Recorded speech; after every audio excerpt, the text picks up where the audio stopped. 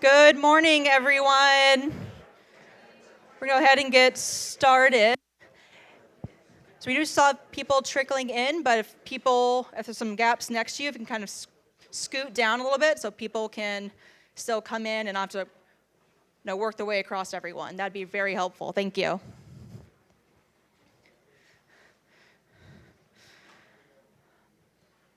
All right. Well, I know we still have some people coming in, but figure we can get started. We're already a little behind schedule. Just didn't want to stop the conversation. My name is Anne Marie Parkinson. I'm the Executive Director of the Santa Barbara County Fire Safe Council. We are a nonprofit whose mission is focused on promoting wildfire safety through education and action. It's through our partners, our grantors, and our members that we're able to provide wildfire mitigation services like chipping and grazing, and also host events like this.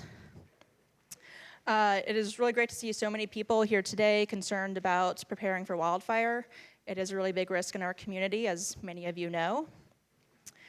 I want to start off with a few quick housekeeping items before we get started.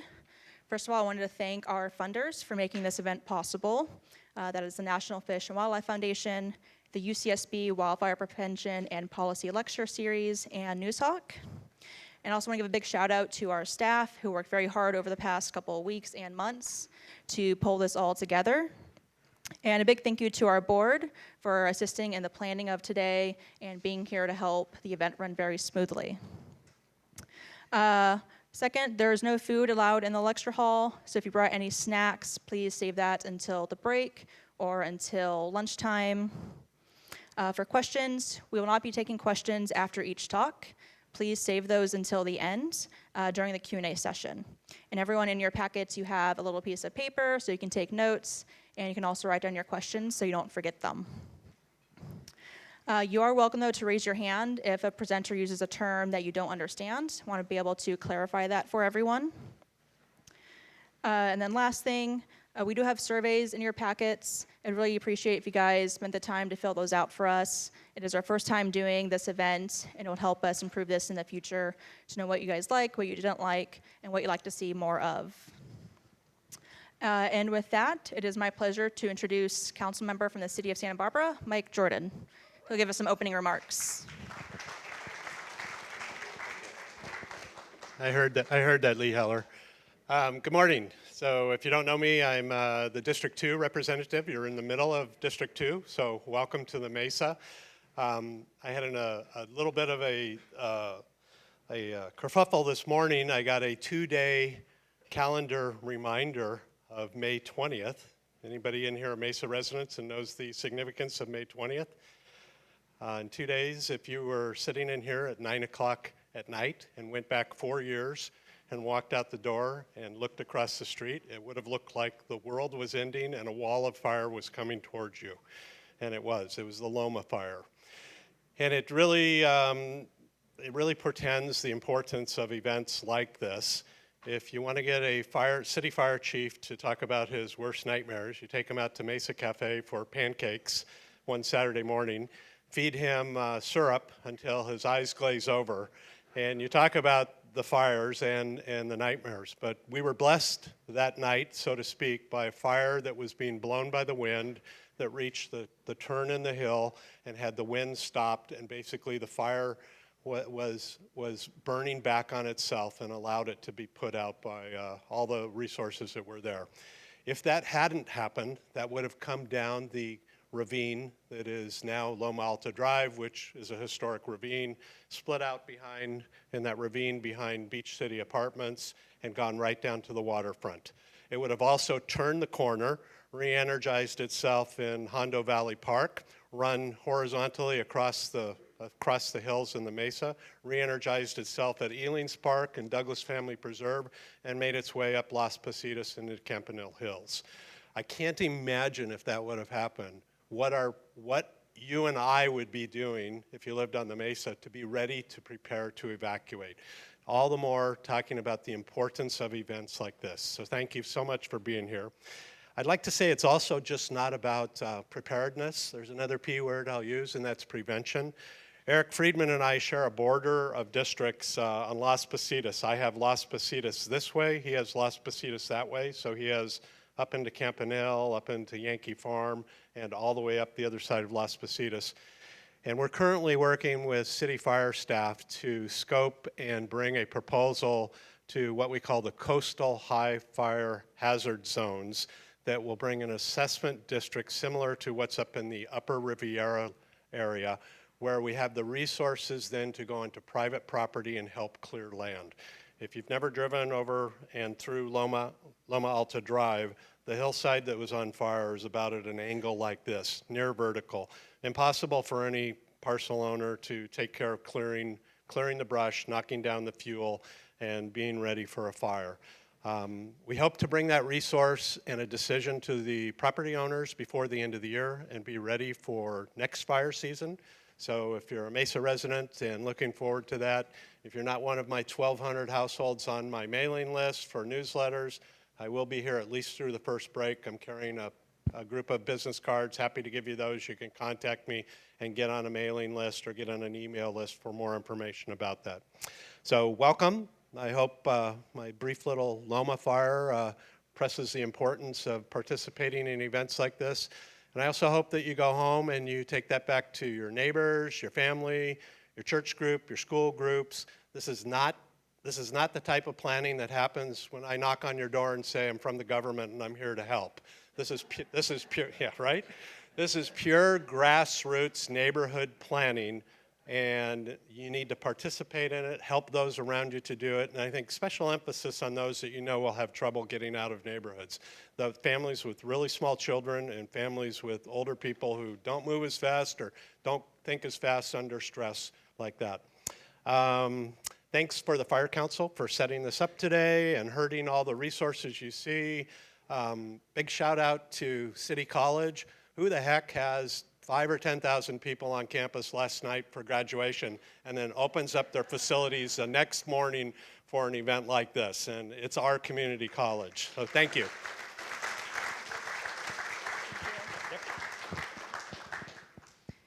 Get started with talks by Jackie Rees, Rachel Zick, and Brian Miller, talking about wildfire preparedness, what to know about evacuation.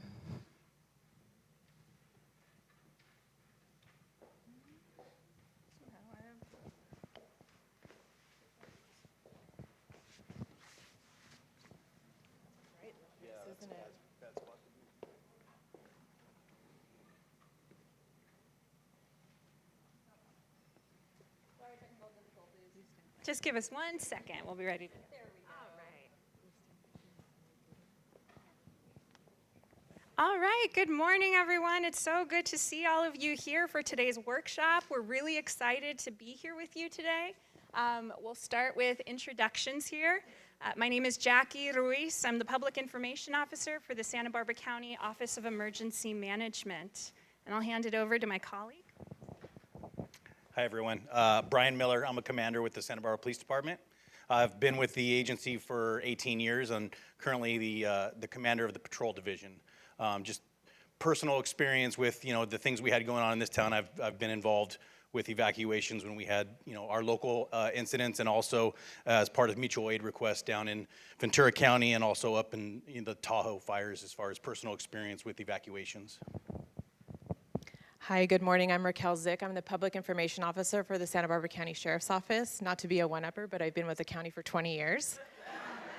And I have served for the Sheriff's Office as a patrol deputy, a 911 dispatcher, and in administration, and then now as the Public Information Officer. So my experience comes from each of those positions and numerous emergencies throughout the county in that time span, which shouldn't be bragging rights. So we're going to start by talking about kind of giving you an overview of how the background on decision making when it comes to evacuations. That decision making is made by a group of individuals, and ultimately you'll hear about it through the head of your law enforcement agency that has jurisdiction for wherever you're at. And these agencies that come together are our law enforcement partners, so that's going to be the agency that has jurisdictions. A lot of times these sometimes bridge over two areas. County Office of Emergency Management, Office of Emergency Services, the National Weather Service, because weather's a crucial part in a lot of these emergencies, and leadership from the county, city, and the California Highway Patrol, or any other relevant parties. And we throw that any other relevant parties in there because for each of these incidents, while there are people that are very obvious inclusion, each one is different, and so the consideration and the consideration is different for each one. And what's also helpful about that is that when these events happen, there's usually 10 different things that are all the number one priority, and by coming together as a group, we can kind of help support each other in accomplishing each of those tasks.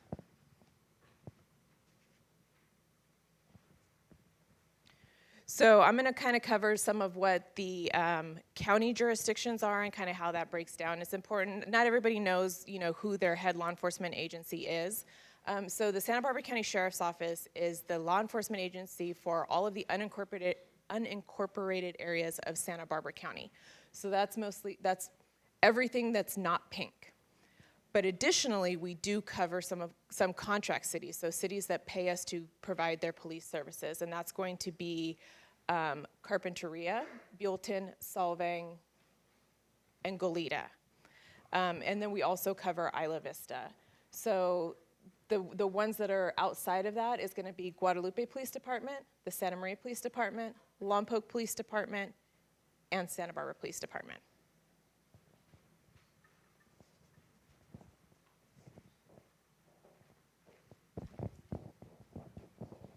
And so this slide shows the jurisdictional lines for the actual city of Santa Barbara. So if something happened within this area, then our city, our fire department, our police department, our departmental agencies within the city would take the lead on the incident that happened, the Loma Fire being an example of that. The important thing to note on both slides is that, as we all know, the natural disasters, the storms, the flooding, the fires, if there was an earthquake, some sort of plane crash, any sort of big unusual current event, they don't care about jurisdictional lines. And so what Raquel was talking about was the teamwork that we have when we're working on these types of incidents. And if something happened within the city, we would set up an incident command at that situation and activate our city emergency operations center and immediately begin conversations with our county counterparts, and it truly is a team effort. So when we're talking about emergency protective actions, the three main ones that we're talking about, and they all probably sound really familiar to everyone here. The first one, shelter in place. There's a hazard in the area, and it's either a danger or a potential threat to people, to life, property in the area.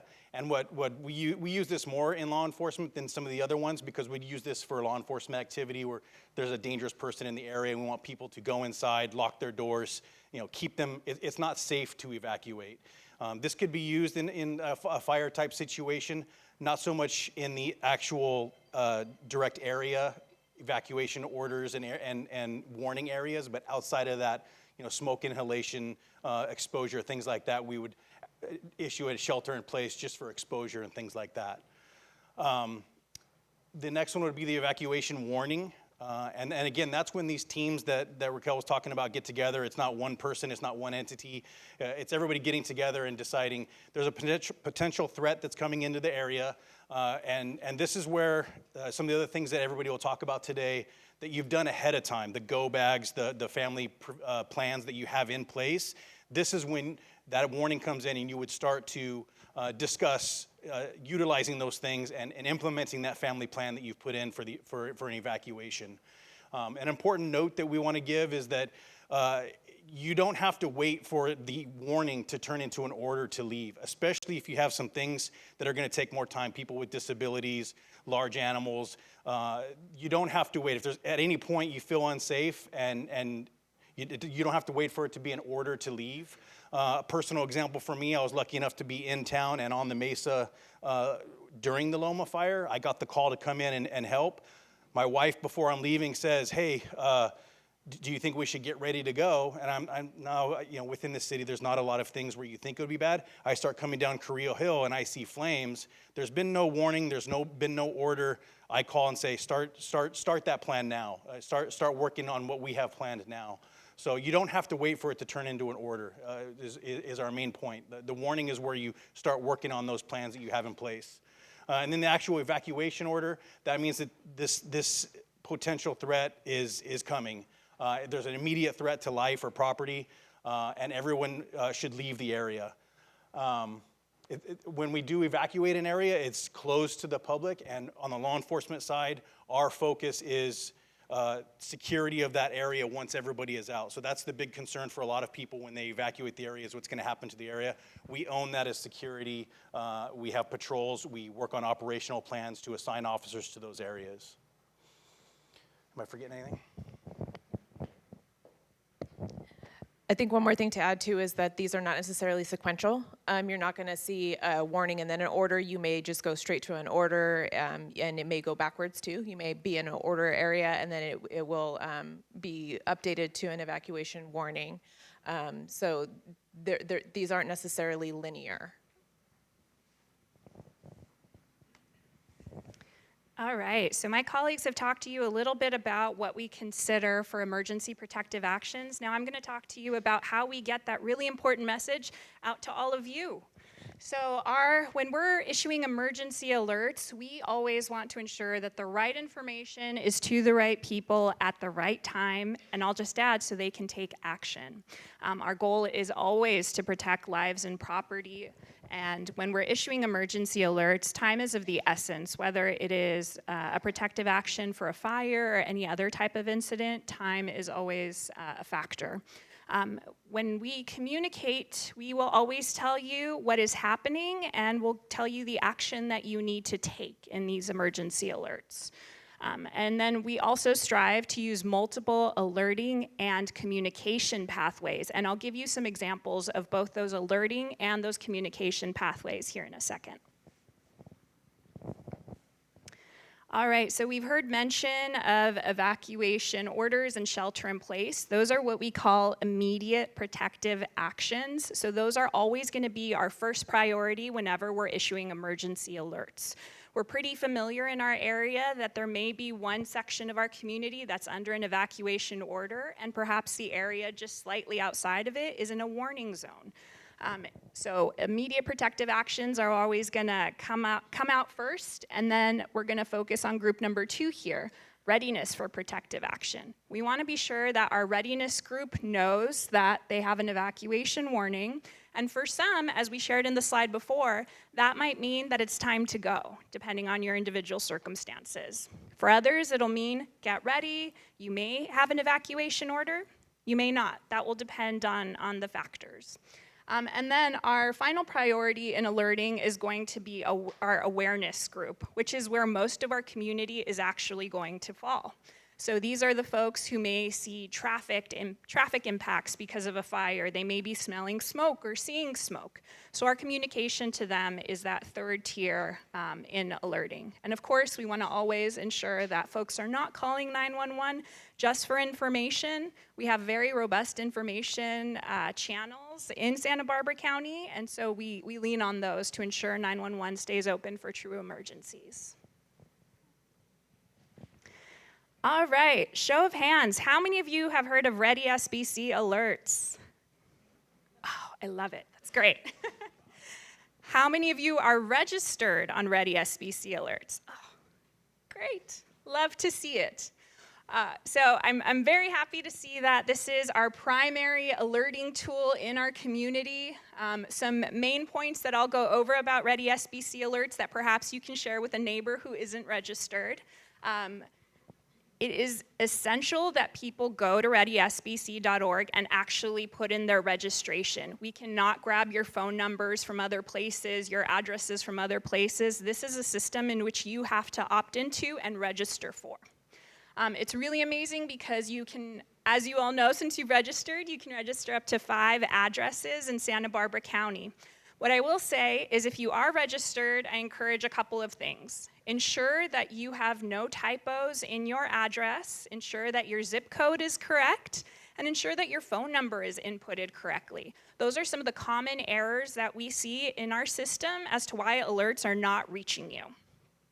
What I'd also encourage you to do is consider your personal circumstances. Perhaps you've had family move into the area and you want to add their address. Perhaps you're newly retired and there's a new place that you frequent and you want to know if there's things going on where that place is. Add the address if it's in Santa Barbara County. So just think about your personal circumstances and revisit. I encourage you to revisit your registration. In addition to at least one physical address, we do need one contact method. So a phone number, an email address. And we actually, that's the beginning, but you're all registered. We do have a QR code here if you are interested in just having that website pulled up on your phone, easily available to share with anyone who you think might not be registered. So as I mentioned, we have multiple alerting tools. Ready SBC alerts are just one of those tools. Other tools that you might be familiar with, Nixle, which is texting your zip code to this phone number listed here. Nixle provides very limited information. If we're providing an alert to a specific area within a zip code, then that information may not reach you if we're not alerting the entire zip code. So limited information there. Additionally, we have wireless emergency alerting, or WEAs. So these are the messages that pop up on your phone with a very loud sound. I'm sure you're familiar with them. So that's also a tool that's available to us. And then Emergency Alert System, EAS. I'm sure you're familiar with hearing the tests that are run very often on the radio or on TV. This is a test of the Emergency Alert System. So that's what that is, and that's a tool that's also available to us. With these last two tools, I'll mention that it is not only your county or city agencies that have access to them. Agencies such as the National Weather Service may actually send you those types of alerts. So something to look out for. In a wireless emergency alert, it'll always tell you who that message is from, and same is true with most of these other sources. One thing I will add before we move on is that we are always looking to improve the way that we're alerting our communities. We know that not any one of these ways is perfect, and so just know that your public safety officials in this community are looking at different options. We're currently exploring new software that is actually going to allow public safety officials to come together more quickly, make decisions about evacuations, and push out a map even faster than we already do. So be on the lookout for that. We'll be sure to push out lots of public information once that becomes available. All right, and so I mentioned we have alerting channels and communication channels. What I just reviewed with you were our alerting channels. These are our communication channels. This is where you're gonna find incident information and lots of updates. So we lean on traditional media. They are always informed of what we're doing. So that includes local TV stations, newspapers, online journals. For the county, we also lean on our cable station, which is Channel 20 for updates. Call centers. Have any of you used our county call center during an emergency ever? Show of hands, couple. So that is a resource that is available almost with every protective action that we issue. You're gonna have the county call center that's open if the county is involved in the incident, and that's a great resource. Our call center operators are seasoned and really invested in our community. And of course, that's to reserve the use of 911 for emergency matters only. ReadySBC.org, a great source of information for incidents. We'll have a banner at the top of the web page that links you directly to incident information. We provide that information in English and Spanish. That is a commitment that our partners are really invested in. And then social media, so Twitter and X. This list is not exhaustive. It's just representing our agencies and some of our partnering agencies at the city and county, but great places for information about an incident. What I will say is that Public safety officials tend to lean on Twitter and X for those play-by-play kind of updates that are happening. And then Facebook and Instagram and Nextdoor have longer updates with perhaps more details. So that's kind of the difference with some of those platforms.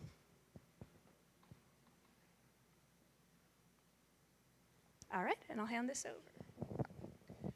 So I'm going to talk a little bit about how evacuations work. So there's several different ways that you may learn that you're in an evacuation area.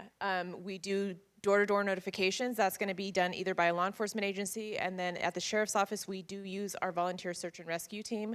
They are highly effective in getting out there and getting that information to areas very quickly. Additionally, you may hear a high-low siren. Has anyone here heard the high-low siren or familiar with the high-low siren, also called a Euro siren? Okay, so I think Jackie's going to play that for you, so I don't have to voice it.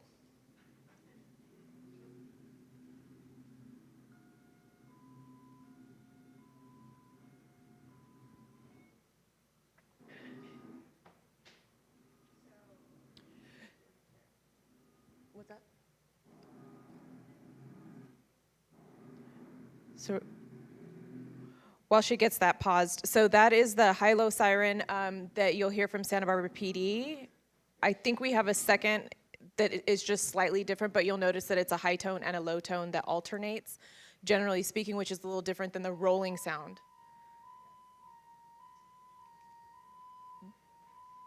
That is the sound clip from the sheriff's office, which, like I said, is slightly different, but same idea, high-low, right? So that's a secondary form of notification for evacuations. That one makes it so that we can drive through a neighborhood and get information out fairly quickly. That sound means it's time to go. And then additionally, we do use our county air support unit, which is a joint unit between the sheriff's office and county fire to do flyovers over encampments to reach our unhoused populations so that we can also get them with a swath of notifications.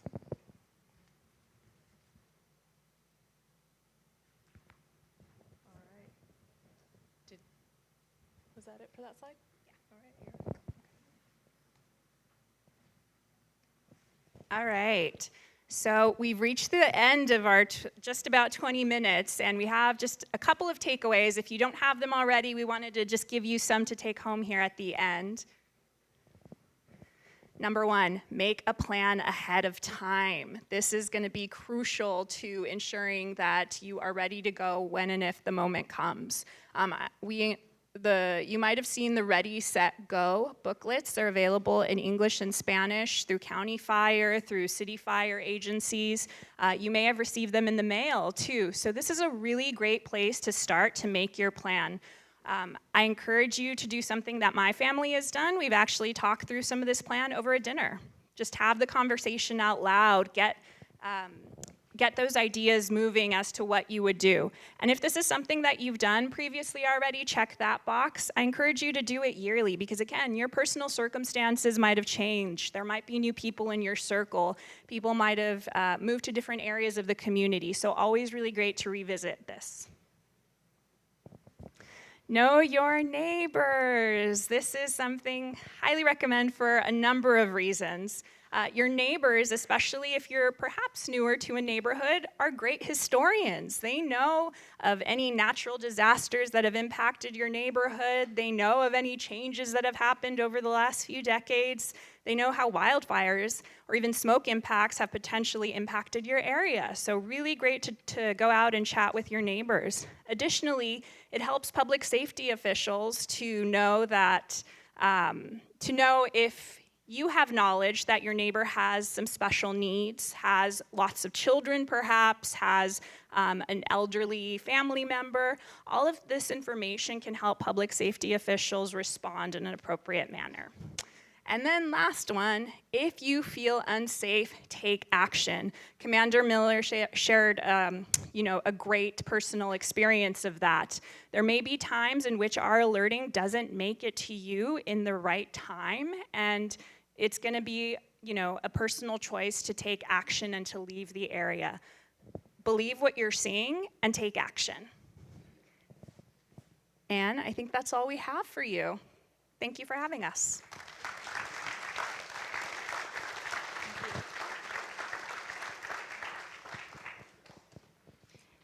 Thank you, guys. Next up is Professor Alan Murray, talking about the geography of evacuation. See if I can get out of this.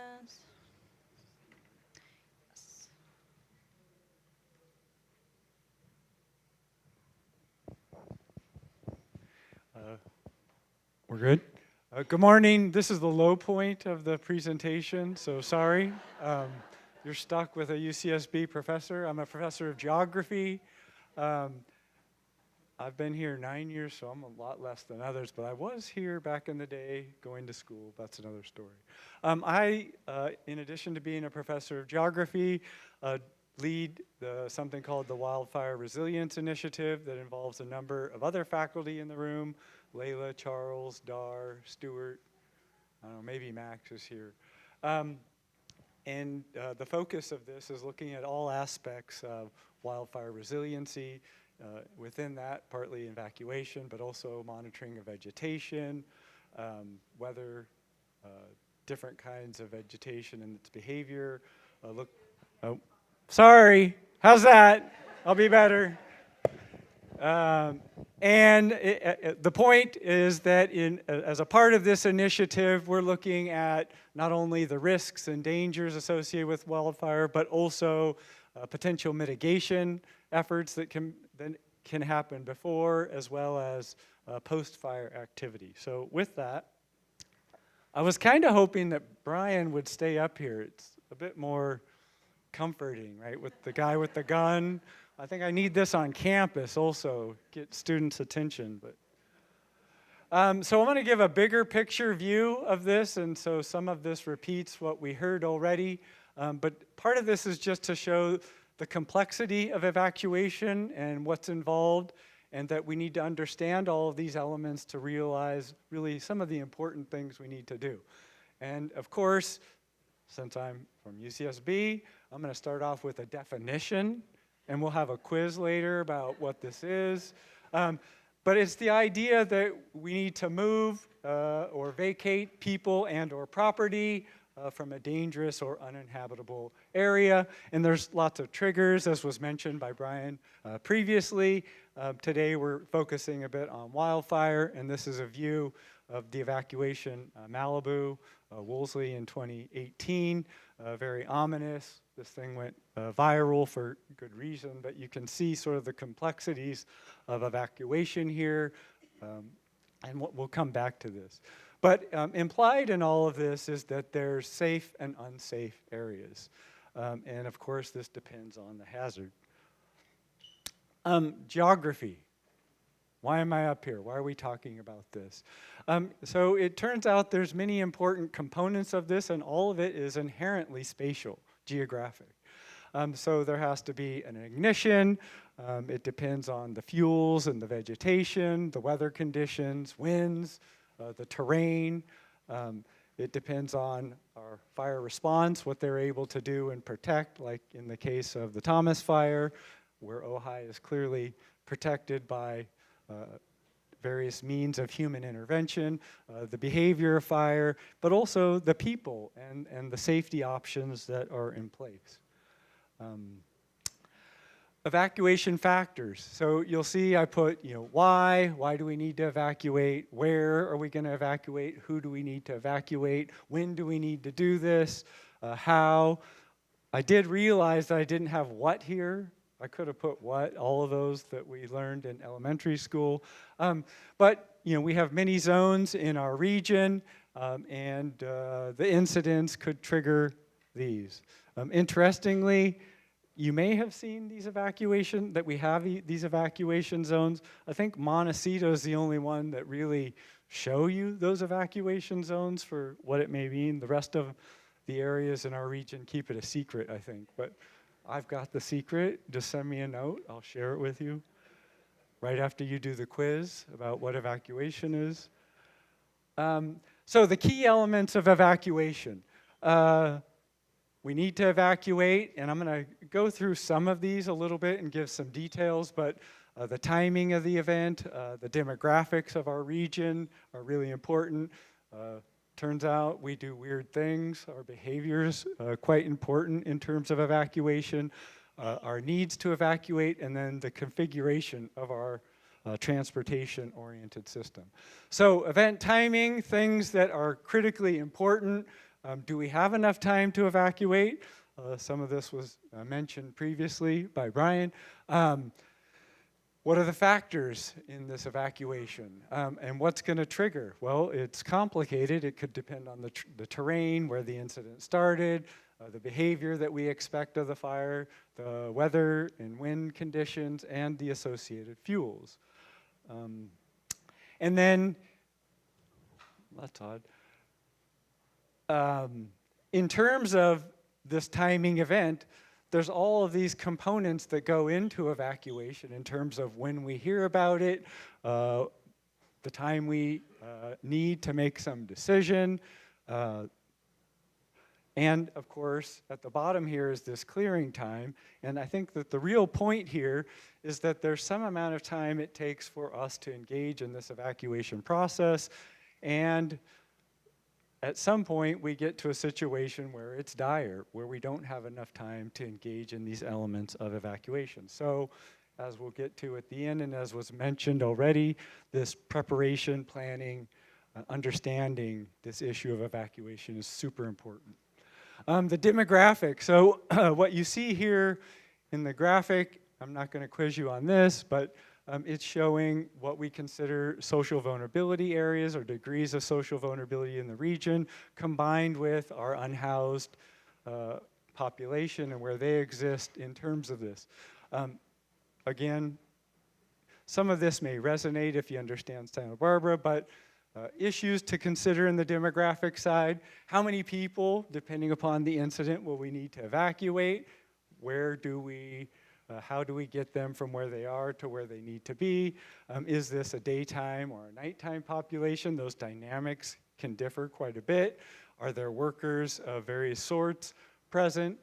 Do people need assistance? Are there vulnerable groups that need special attention? Those kinds of things. So the third element of evacuation that I want to talk about, human behavior.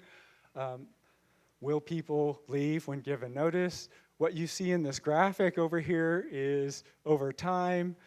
We did a study at UCSB looking at when people evacuated, and you can see it's a cumulative percentage.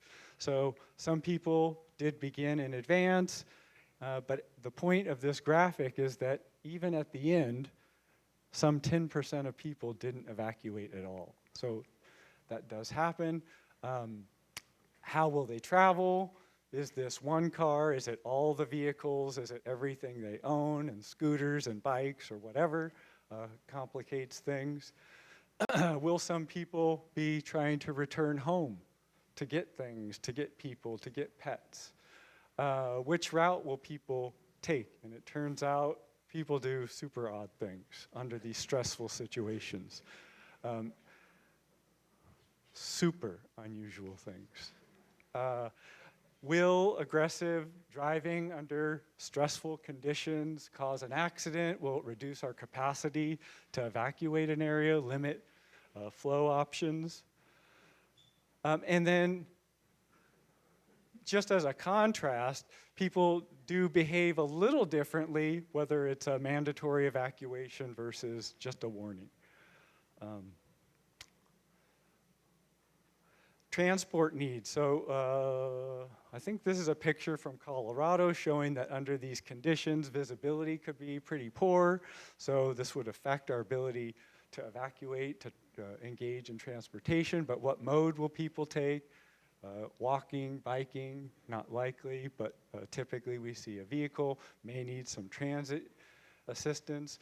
Will there be unique needs, as Brian mentioned, horses, other sort of unusual events? And then, as I mentioned, visibility, and that it can really be a function or issue. Okay. Network configuration. So a lot of our work at UCSB on the evacuation side has been looking at street configurations, and really the ability to get people out. And so what you see in this figure up in the top right, the red means it's bad. That means there's a lot of people, and there's basically some kind of network bottleneck to get people out that will inhibit flow, exit flow. So in terms of the configuration, it really can affect our ability to evacuate, including limiting our evacuation route options. It can affect the capacities of these outlets and the routes. Do our intersections enable people to get out easily? Will there be assistance at like stop signs and street lights to help the flow keep moving or not?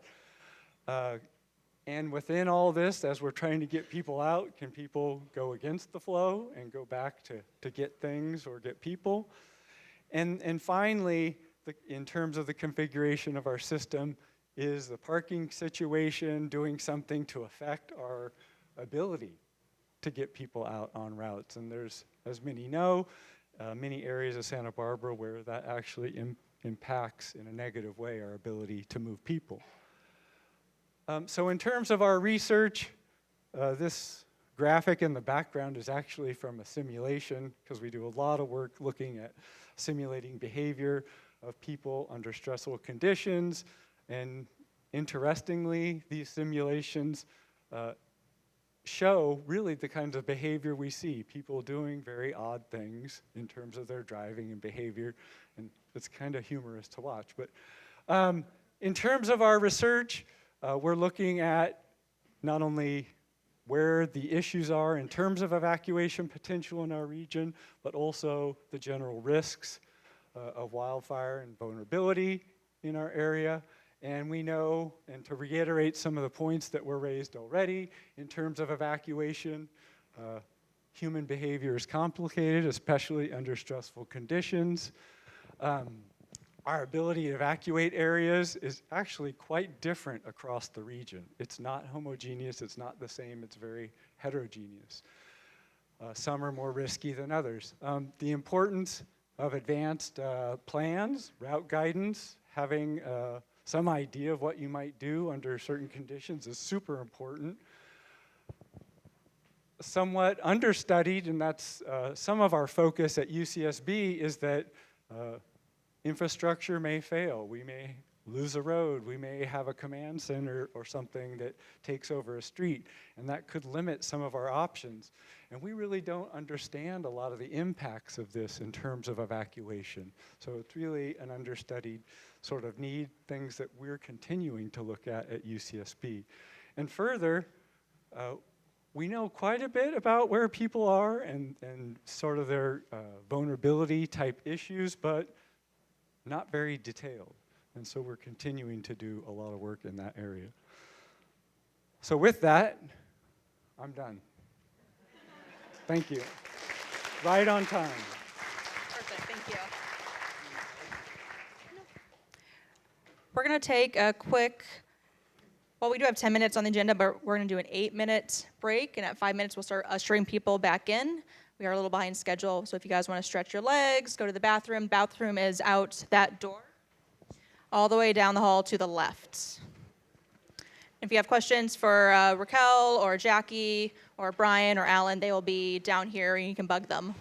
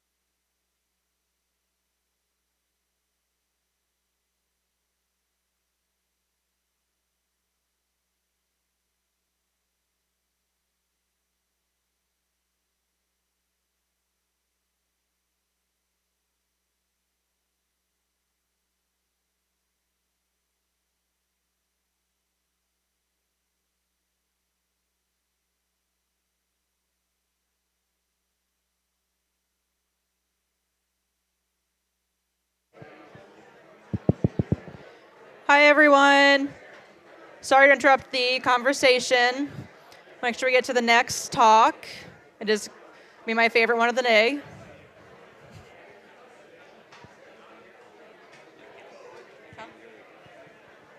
Sit down.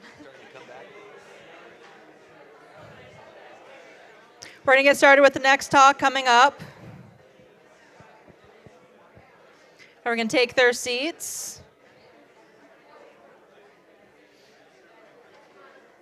And have conversations during lunch. All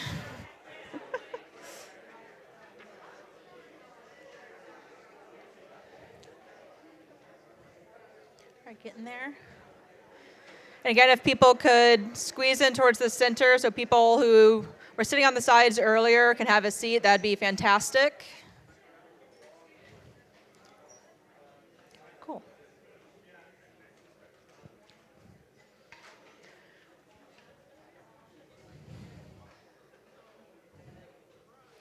All right, for our next talk, this is something we've been working on for the past couple weeks, months, last night.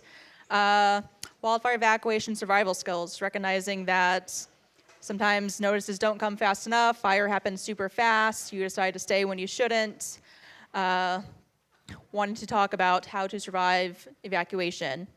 So we're working on this with Nick Elmquist from Montecito Fire, wildland fire specialist, and Rob Hazard, our recently retired county fire marshal.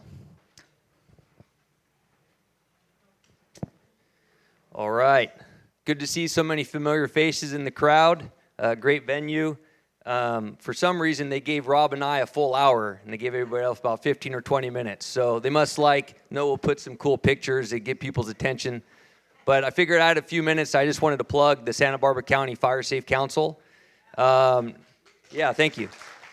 The organization kind of stemmed out of a fire that we'll talk about in 1990. The Painted Cave Fire, as a lot of you may be familiar with, burned up about 420 homes, killed a person.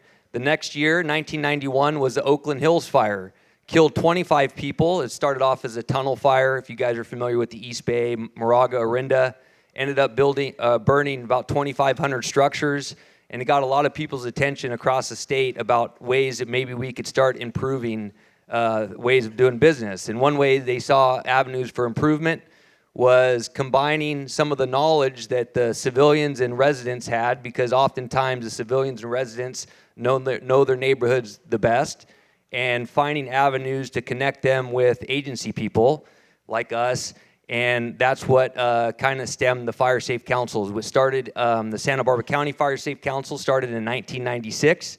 Ted Adams, sitting here in the front row, was part of that group that initially started it. The chief of Montecito at the time, Herb McElwee, was very influential. And it's been a volunteer organization for several decades.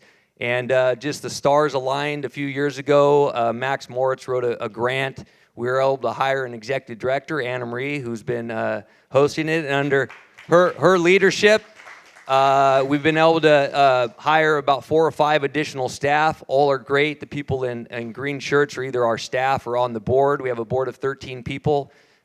We meet every 4th Thursday. After COVID, we turned it virtual. And every other monthly meeting is more of a general, everybody's always welcome, but oftentimes it's board business every other meeting. But the ones that are general membership, we try to get guest presentations. And a lot of us have a lot of relationships, and since it's virtual, we get people from all across the country to have anything to do about wildfire, fire ecology, evacuations, weather, things that are pretty cool. We're able to video it. So I just encourage you to go to the Santa Barbara County Fire Safe Council website. There's a lot of good information. We have an in-person meeting next Thursday at Direct Relief. Another professor from UCSB that's very familiar, been doing research about insurance. Obviously, people are interested in that. He's going to be presenting on that research. So just wanted to give a little bit of note to that. Okay, so like I said, I'm Nick Elmquist. I work for Montecito Fire Department. This is going to be my 25th fire season. The first 19 were with the U.S. Forest Service. Been involved with quite a few evacuations through the years. Last year, I'm on an incident management team. We were actually on the Smith River fire up east of Crescent City, evacuated the town of Gasky for about a week or 10 days. During those evacuations, there's a lot of meetings that are held, community meetings similar to this. and we're explaining to people, why they're evacuated, trying to give them updates. And it's a lot easier to give a good presentation when you're actually really familiar with the area, which I am more familiar with Santa Barbara than I am of the Smith River drainage. So there's a few things I've learned through the years. One, evacuations are never perfect. Afterwards, you could always look back, and there's always a host of things that you could do better. And so I think that's something that everybody needs to remember, is that it's a very dynamic situation. Fires are very dynamic. There's a fog of war that occurs, and so there's going to be things that go wrong. Also, because of the dynamic nature of fires, it's going to be fairly messy, but the agencies are going to be overwhelmed. There's only so many fire engines, even with the mutual aid response. The Thomas fire was a little bit different once it started getting into Santa Barbara County, because there's weeks and weeks we had tons of fire engines, but oftentimes some of the fires we're going to be talking about, when you're having to evacuate now, fire agencies are going to be overwhelmed. So we're not going to be able to, agencies aren't going to be able to help every individual person. So I think the intent of Rob and I's presentation is not to give you hard and fast rules of what to do, what not to do, but to give you information, because you're going to have to make decisions on your own. And so hopefully after our presentation, you'll have some more information and you can make better decisions. So that's the intent of our presentation. All right, so anybody that's been around and knows about fire knows that there's three main factors that drive fire behavior. It's the topography, right? The weather, and the fuel. And they aren't independent. They all kind of, in fact, influence each other. But we're going to go through each one and talk about why the Santa Barbara region has some of the most complex fires across the world, really. This is taken just east of Divide Peak, looking west along the San Ynez mountain range. I'm not going to get into the geography because I could count at least 3 UCSB geography professors here, and I don't want to embarrass myself. But this is called a transverse range, right, Alan? Yep, and it's transverse because it's crosswise, right? Most of our main mountain ranges run north-south, the Sierra Nevadas, the Rocky Mountains, for instance. But this is transverse. Our coast is south. There's only about a mile and a half from the coastal range, which is oftentimes much cooler, to the top of the San Ynez, and then there's a dramatic shift down to the San Ynez Valley with the temperature gradient, pressure differentials, and that causes some pretty unique weather patterns that drive and make our fires extremely complex, especially on the front country. This is just a short video to show just the really extreme topographic conditions that we face on the front country of Santa Barbara. So this was taken from some folks out of UC San Diego Scripps Institute that were doing LIDAR surveys of the front country. I believe this is the drainage just east of Painted Cave. That's East Camino Cielo off the top where they launch from. So this is sort of country you don't go in and put a fire out, right? We have trail systems. The Jesucita fire started off the trail, but once you get a fire that's established in these mountainous regions, there's very little that you could do, especially under extreme fire conditions. So in terms of fire agencies, that's why when you get fires in these areas, and we'll talk about some of the weather patterns that drive them down into town, really, we're going to be talking about evacuation, and that's what the intent of this meeting is.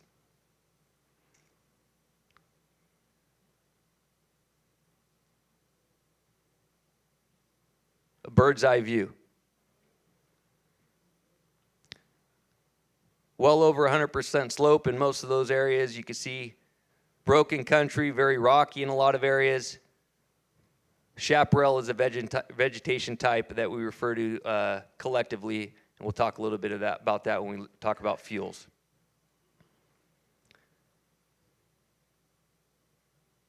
Okay, so let's talk a little bit about the weather.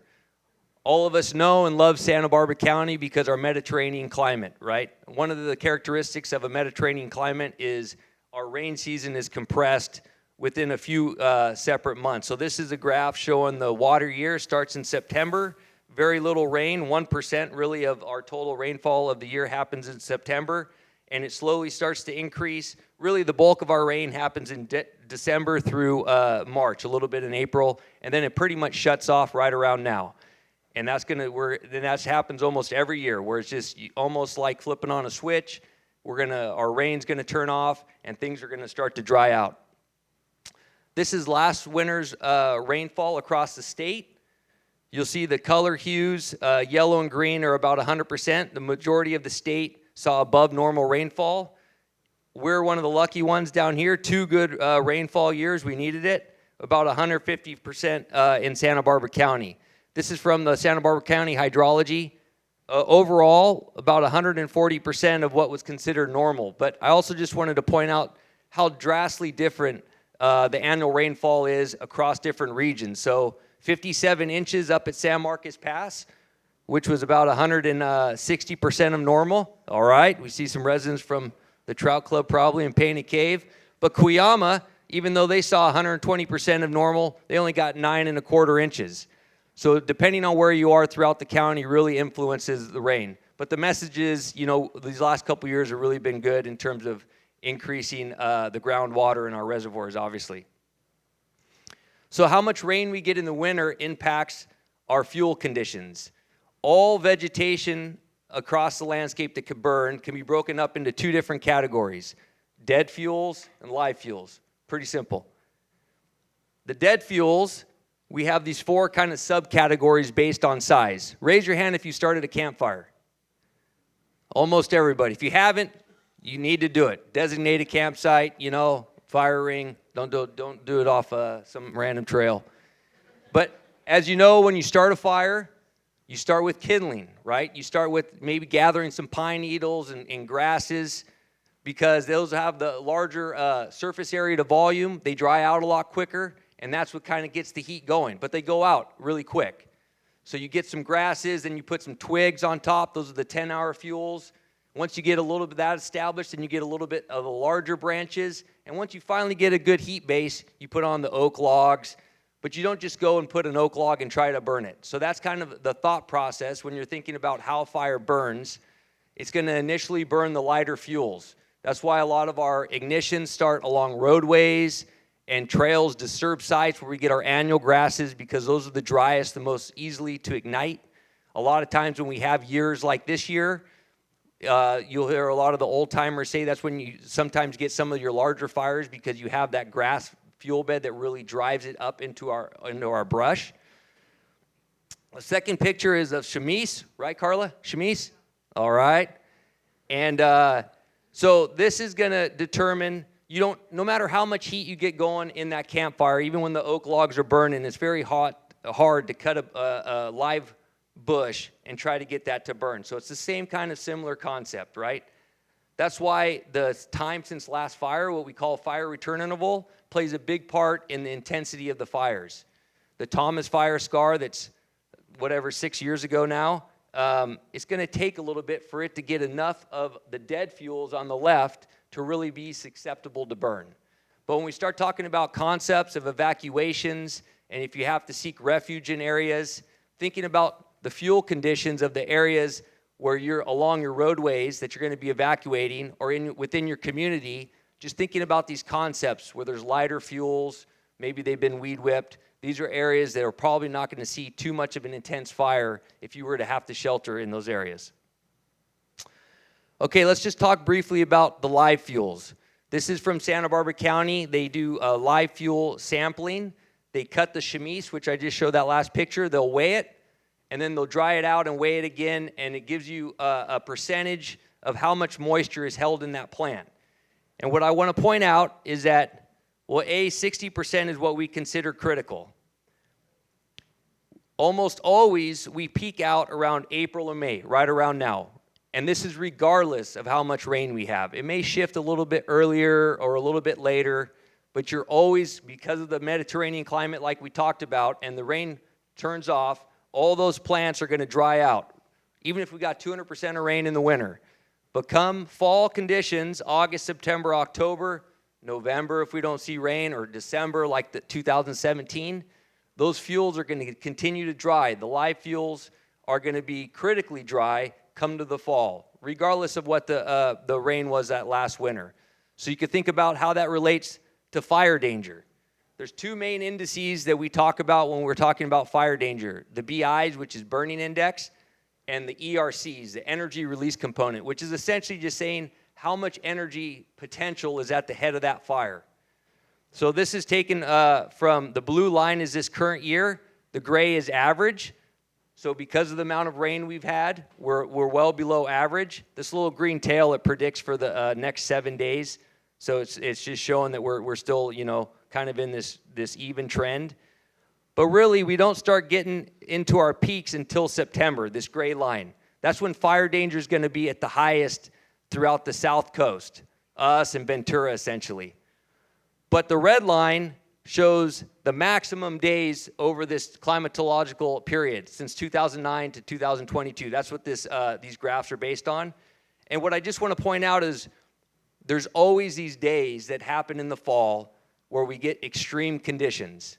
So really, we need to be paying attention, right? From now, fire danger is going to start to increase, but really when we need to be heads up is when we get out of these, the marine layer pushes off, we're in September, October, and it's incredibly dry. Our fuels conditions are the driest, and we'll get these, 2 or 3 day events where our fire danger are going to be about as high as they get throughout the year. And that's really when we need to pay attention. This is from another geography lab, Charles Jones at the Earth Research Institute at UCSB. They did 30 years of climatological data and just looking at the sundowner winds. As you guys all know, the sundowners are pretty unique.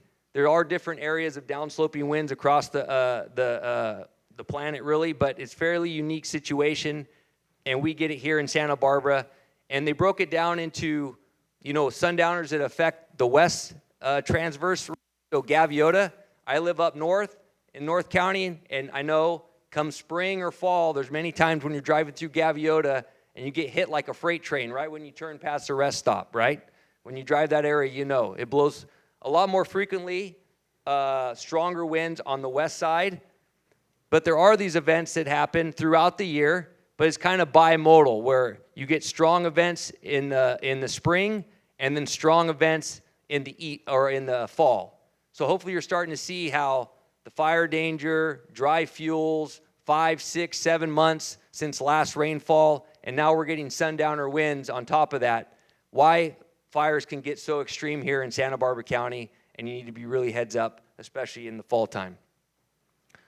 This is just looking at some notable fires in the county, going all the way back to 1964. The Coyote Fire burned 106 structures, had a fatality.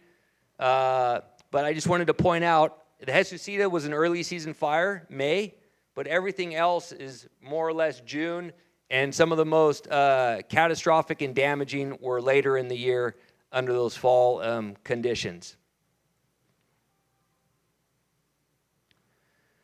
So just shifting gears a little bit and talking about how a fire burns.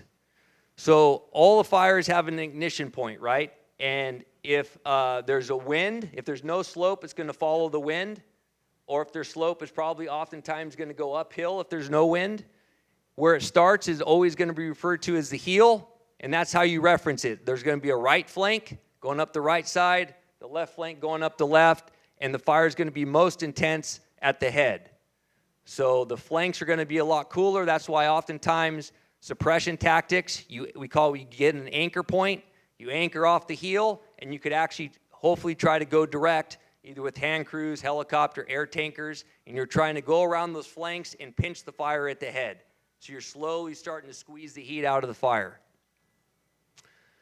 Just reference these spot fires out ahead of it. It's oftentimes going to be out ahead of the main fire because that's where it's the most intense. And you'll see it oftentimes burning in the lighter fuels. Like the Thomas Fire came all the way from Ventura County, hit the T fire scar in 2008, so it didn't have as much dead fuel to really get it going. But you would see if you look at a map of the little spots that it burned, a lot of where the annual grasses and the light fuels were, it wasn't intense enough to burn the brush, but it was burning the grasses that were dried out because it was December. We call the chimney effect, so paying attention to topography, right? Fire is going to want to burn up the hill, and the way that it's the chimney, it kind of condenses the air, dries out the fuels, heats it up out ahead of itself, and speeds it up.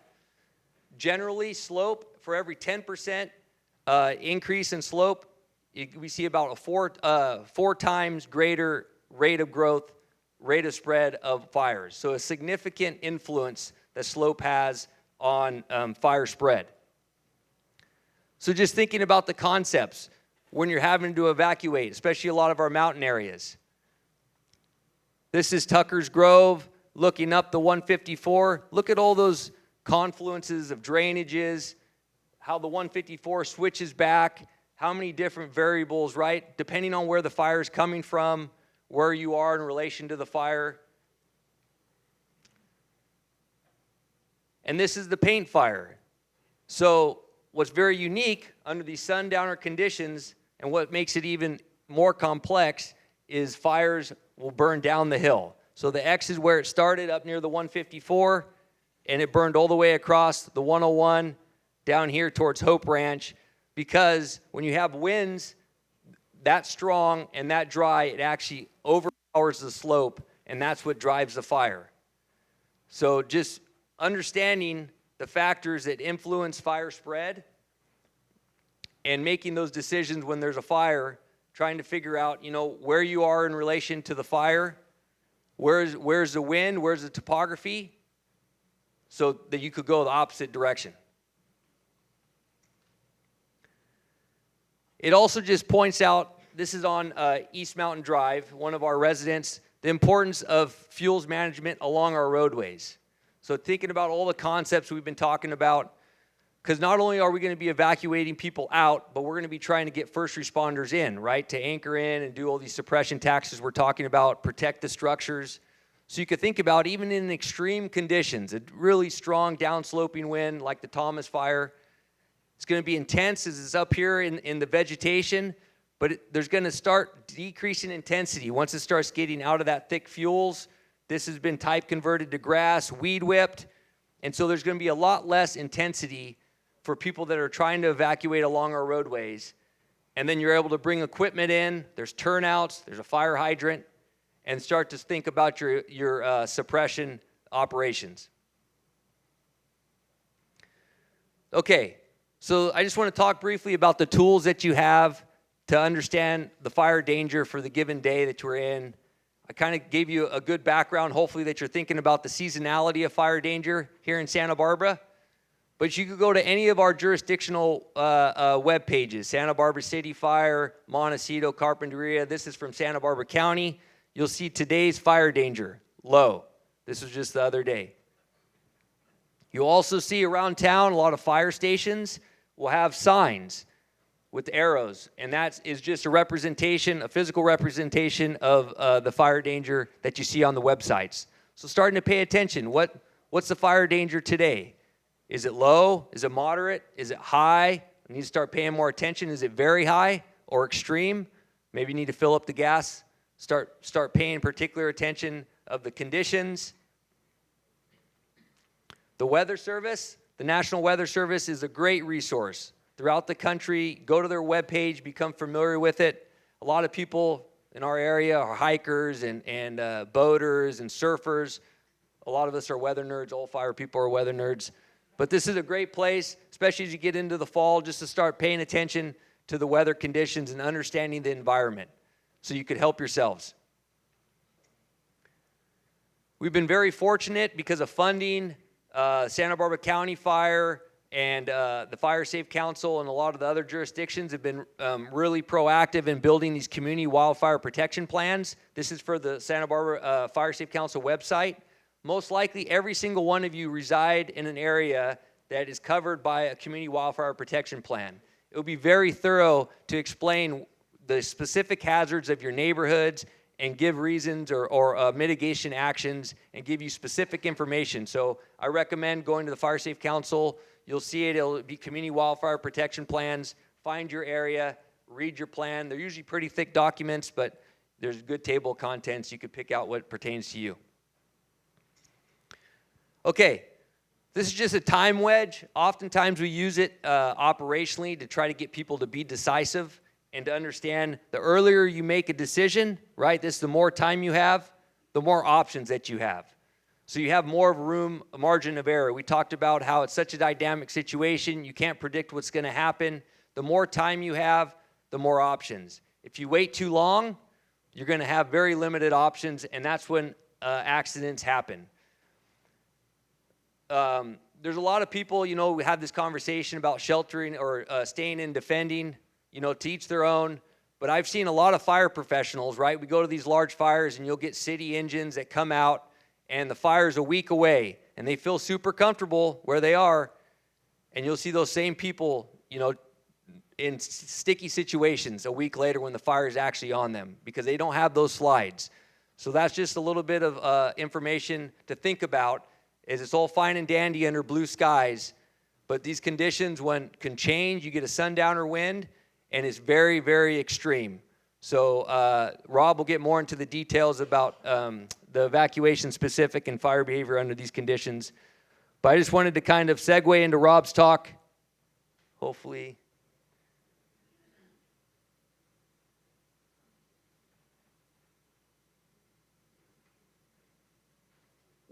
All right, so this is in 2008, the T fire just above Westmont. Just to give you a slide of the conditions that we see when all these extreme conditions align and you get a wildfire that then starts getting into an urban conflagration. This is not an area where you want to be conducting rescues, right?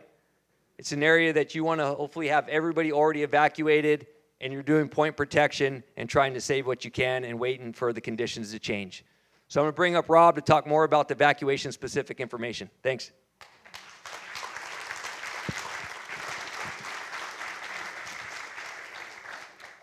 All right. So that previous little video clip is pretty intense and probably represents the most extreme situation that you'd be faced with, but we've actually seen that quite a bit on the Santa Barbara South Coast. So a little bit about myself, Rob Hazard. I just retired from 36 years in the fire service.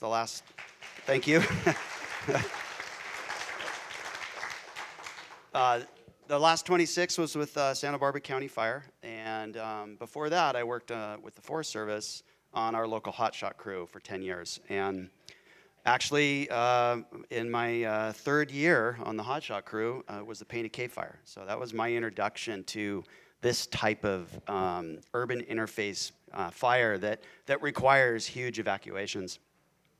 And I'll readily admit, when Anne Marie hit me up to be part of this presentation, it wasn't like my favorite subject to talk about evacuation. For 36 years, I'm always running to the fire. That's my natural inclination. I actually feel sort of a sense of familiarity with fire and kind of almost that strange sort of adrenaline thing that wildland firefighters have. So I feel very comfortable with wildland fire, not that I haven't had nervous moments. But yeah, it was always a running to the fire. Not to mention, I also grew up out on the Gaviota Coast on a rural piece of property a long ways from any fire stations. And my family, my father in particular, would always tell me as a young kid, we're not going to evacuate. And he'd take me out in the yard and go, here's this fire hose and turn this sprinkler on and run around and wet all this down. And so as a kid, I had this whole drill in my head. So my family's version of ready, set, go was actually ready, set, stay, fight the fire. So it was that in my head was a factor for many, many, many years. And, this kind of follows what happened sort of broadly across a lot of different jurisdictions and countries that were dealing with wildland fire evacuation and what the best policy would look like.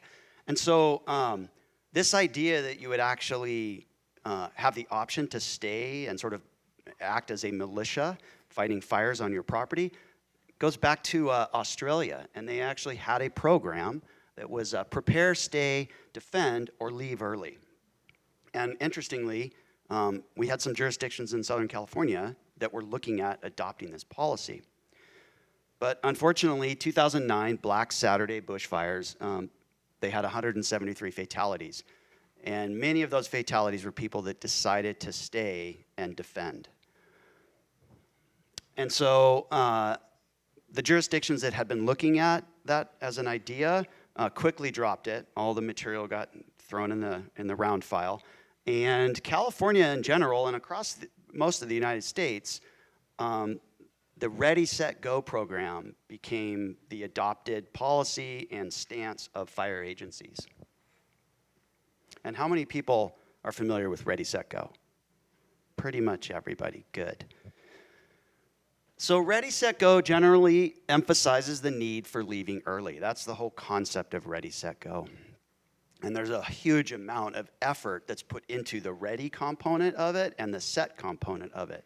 That's really the vast focus right now from the fire agencies is being prepared before the event, because we know that there's so many challenges once the event happens. Oop. So the key thing with Ready, Set, Go is knowing when to leave. And what you've heard already this morning, there are so many variables in that equation. And then obviously knowing where to go. And again, being familiar with your local community and having these types of evacuation plans with your community are so important. And then how to get there to prevent being caught in smoke, fire, and road congestion. And so you saw from that little video clip, you can imagine if you were stuck on that roadway when all that smoke and embers are flying across, and what type of visibility issues that you'd have. But what we see in the reality, so it's one thing to have the Ready, Set, Go pamphlet and do the training and attend lectures where people talk about it and have firefighters explain it to you incessantly. But what we find out in reality is there's actually two types of go that we're experiencing broadly across the Western United States on these wildfire events. And so there's the leave early go, all right? This is where you have a lot of time.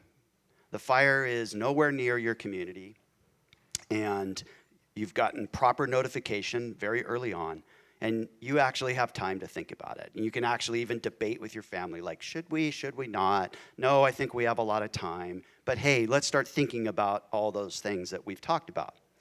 And I'll give you a very prescient example of this leave early go where you have all of this time. And that would be the experience of the Thomas Fire in Santa Barbara County. And it's super important that Santa Barbara County qualification there, that's the key to this, because the other go, which is the no notice, immediate, like literally woken up in the middle of the night, it's time to go, there's fire, it's gonna hit your neighborhood in 10 minutes. So this is the experience that Ventura County had on that very same fire. So when the Thomas Fire started, it was under Santa Ana wind conditions, extremely fast rate of spread, and literally burned into several Ventura County communities, including the city of Ventura, and was burning thousands of homes within the first 30 minutes to an hour of the fire. Barely enough time for all of those notification systems to get put into place and for people to get enough time to evacuate the way that they'd probably imagined they would in their heads. And so it was a very rapid evacuation, literally grabbing just the clothes on your back and getting into your vehicle or running out on the street and getting away from heat, smoke, and flame. So just a quick reminder of Ready, Set, Go. So the most important concept with Ready, Set, Go is the ready. So this is all of the things that everybody should be doing to their homes to harden them so that they're more resistant to ignition. And all of the defensible space stuff that you do to your yards and your properties to reduce the intensity of fire as it gets into the area immediately surrounding your home. It makes your house more survivable if you're stuck there, and it also creates a much safer environment for firefighters if they're going to defend your structure.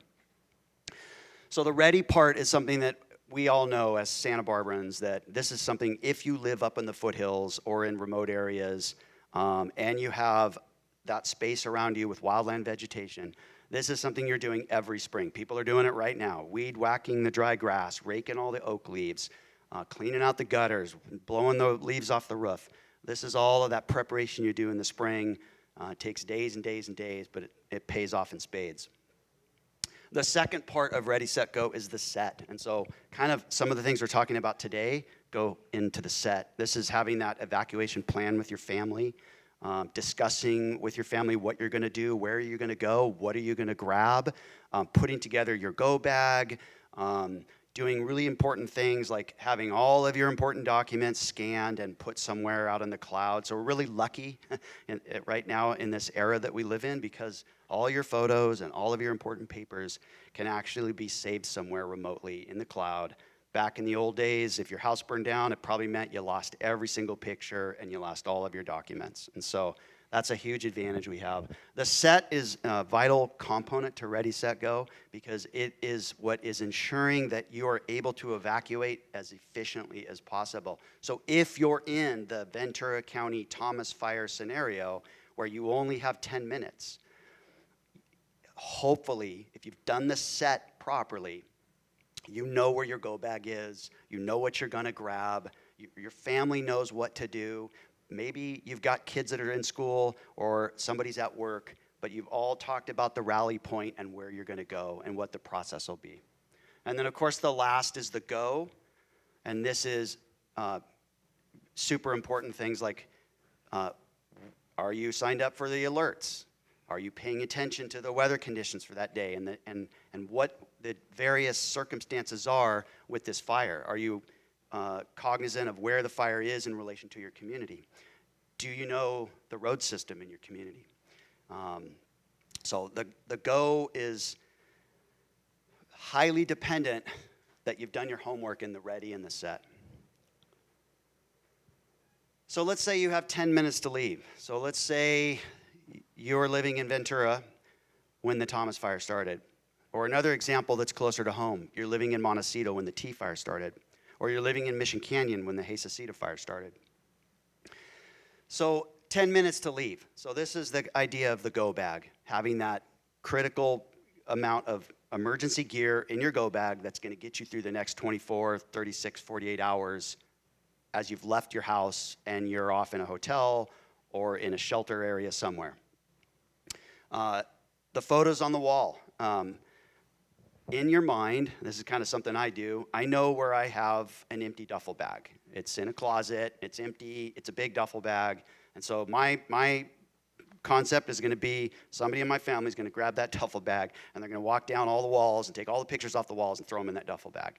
Probably break some frames, but the photos will be good. Because some of those photos, I don't have them digitized and they're old family photos and they're really important.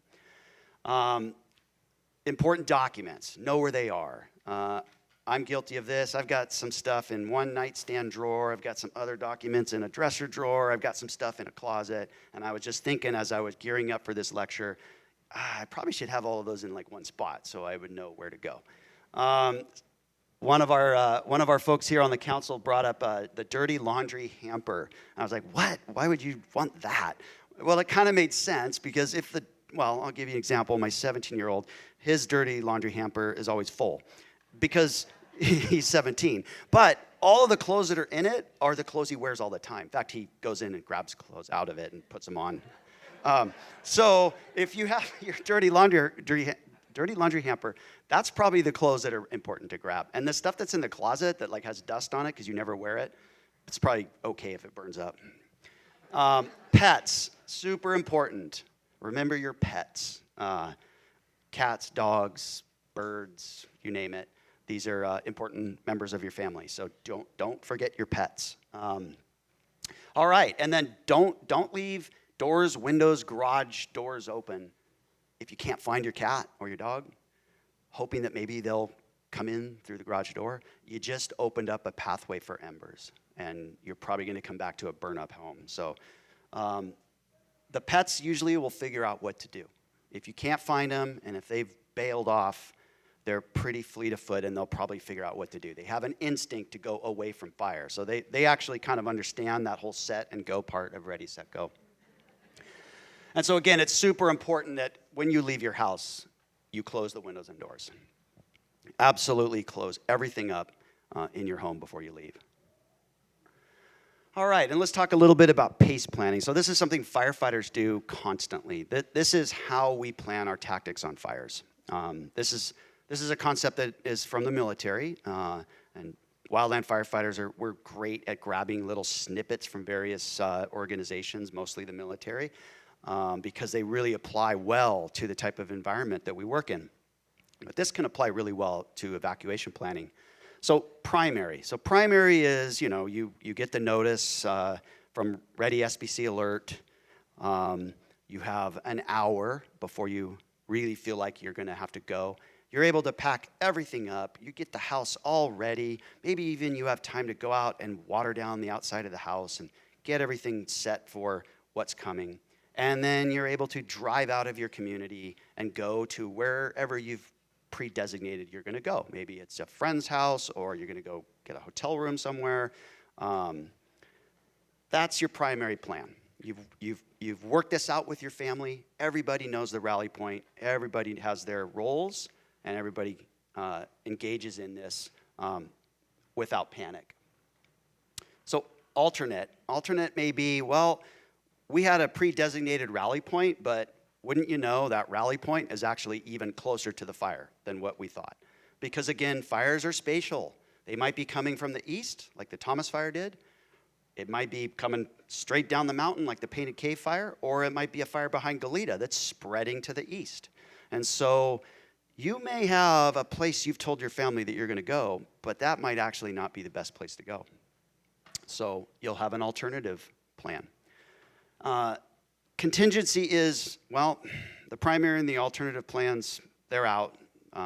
For whatever reason, those plans are no longer valid. And so you have a contingency plan where you have identified this with your family that, hey, if the primary and alternate plans don't work, our contingency is going to be like, well, we're going to do this rapid evacuation, and we're just going to get down the mountain, and we're going to go to the beach, right? Probably the safest place in a wildland fire. Go to the beach.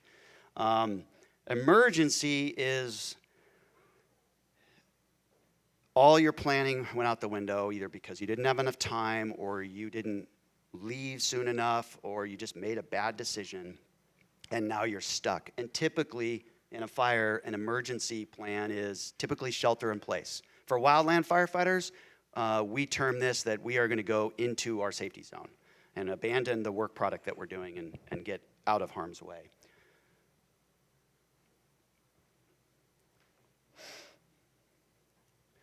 So some challenges of delayed evacuation. When you leave early, typically everything's going to be in your favor. But as you wait longer and longer and longer, either because you've literally waited too long or the fire didn't give you very much warning, it didn't give you very much time, you're going to have some challenges. And when it comes to your evacuation routes, this is probably where you're going to have the most issues, right? We don't have a great transportation network in Santa Barbara. I mean, that's just a fact. It's an old community. Literally, fire trucks were smaller when they built all these roads. Fire trucks are probably 2/3 larger than they were back in the 1950s when a lot of these road systems were getting designed. And we just have a lot more people living on the South Coast. And so our transportation network's really not set up to do these mass evacuations.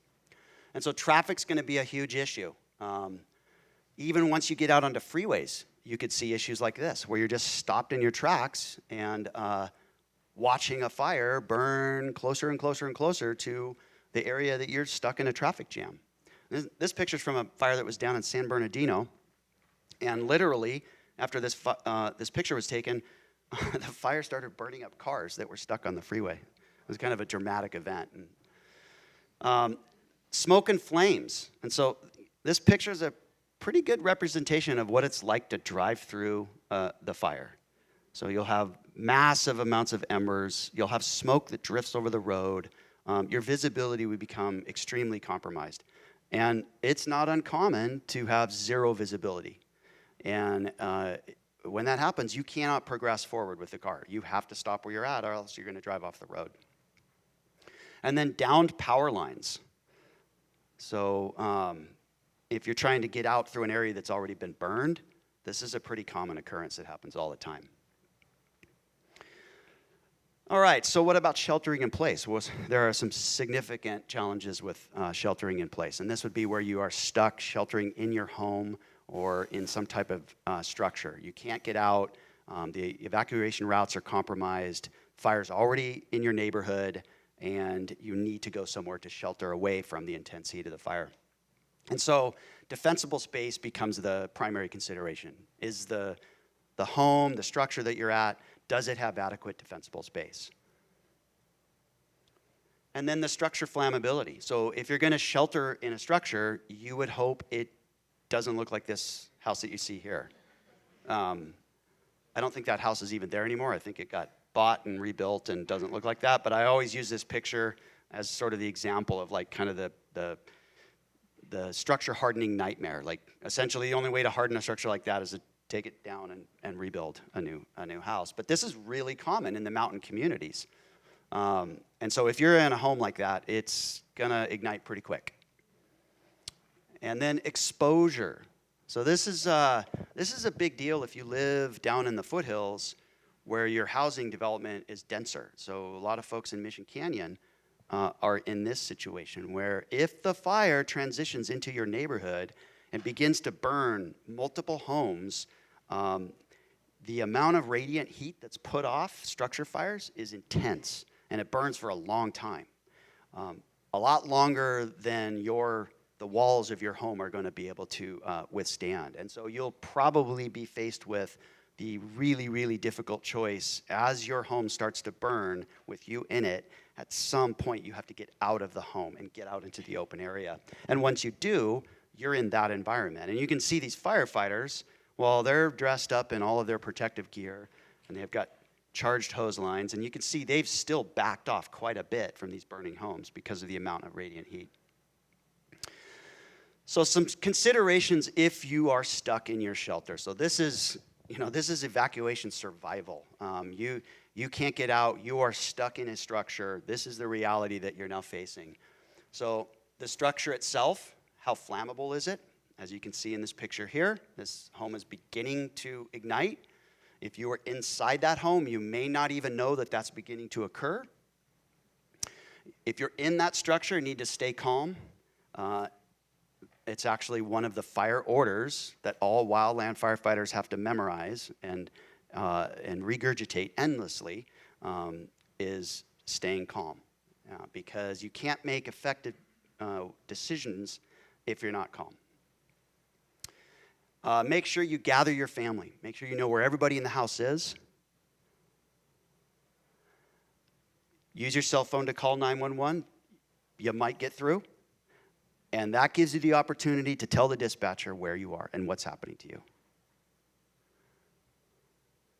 Fill all your sinks and tubs with cold water. Keep your doors and windows closed but unlocked. And a little thing you want to do with your windows, don't have like curtains shut, because anything flammable on the inside of the glass is going to get really hot from the radiant heat. And then stay inside, away from the outside walls and windows. If the home ignites, you want to exit to clear areas such as the street. And there's a timing component here. So quite a few firefighters have sheltered up inside structures when the outside environment became untenable. This happened on the Hayesacita fire behind Mission Canyon in 2009. There was 6 firefighter entrapments on the second day of the fire. They all occurred, as many of you know, there was a significant wind shift. Sundowners began to influence the fire and pushed it from the mountain down into the Mission Canyon residential community. And multiple engine companies that were protecting these homes wound up having to shelter inside the homes as the fire burned through the landscape around them.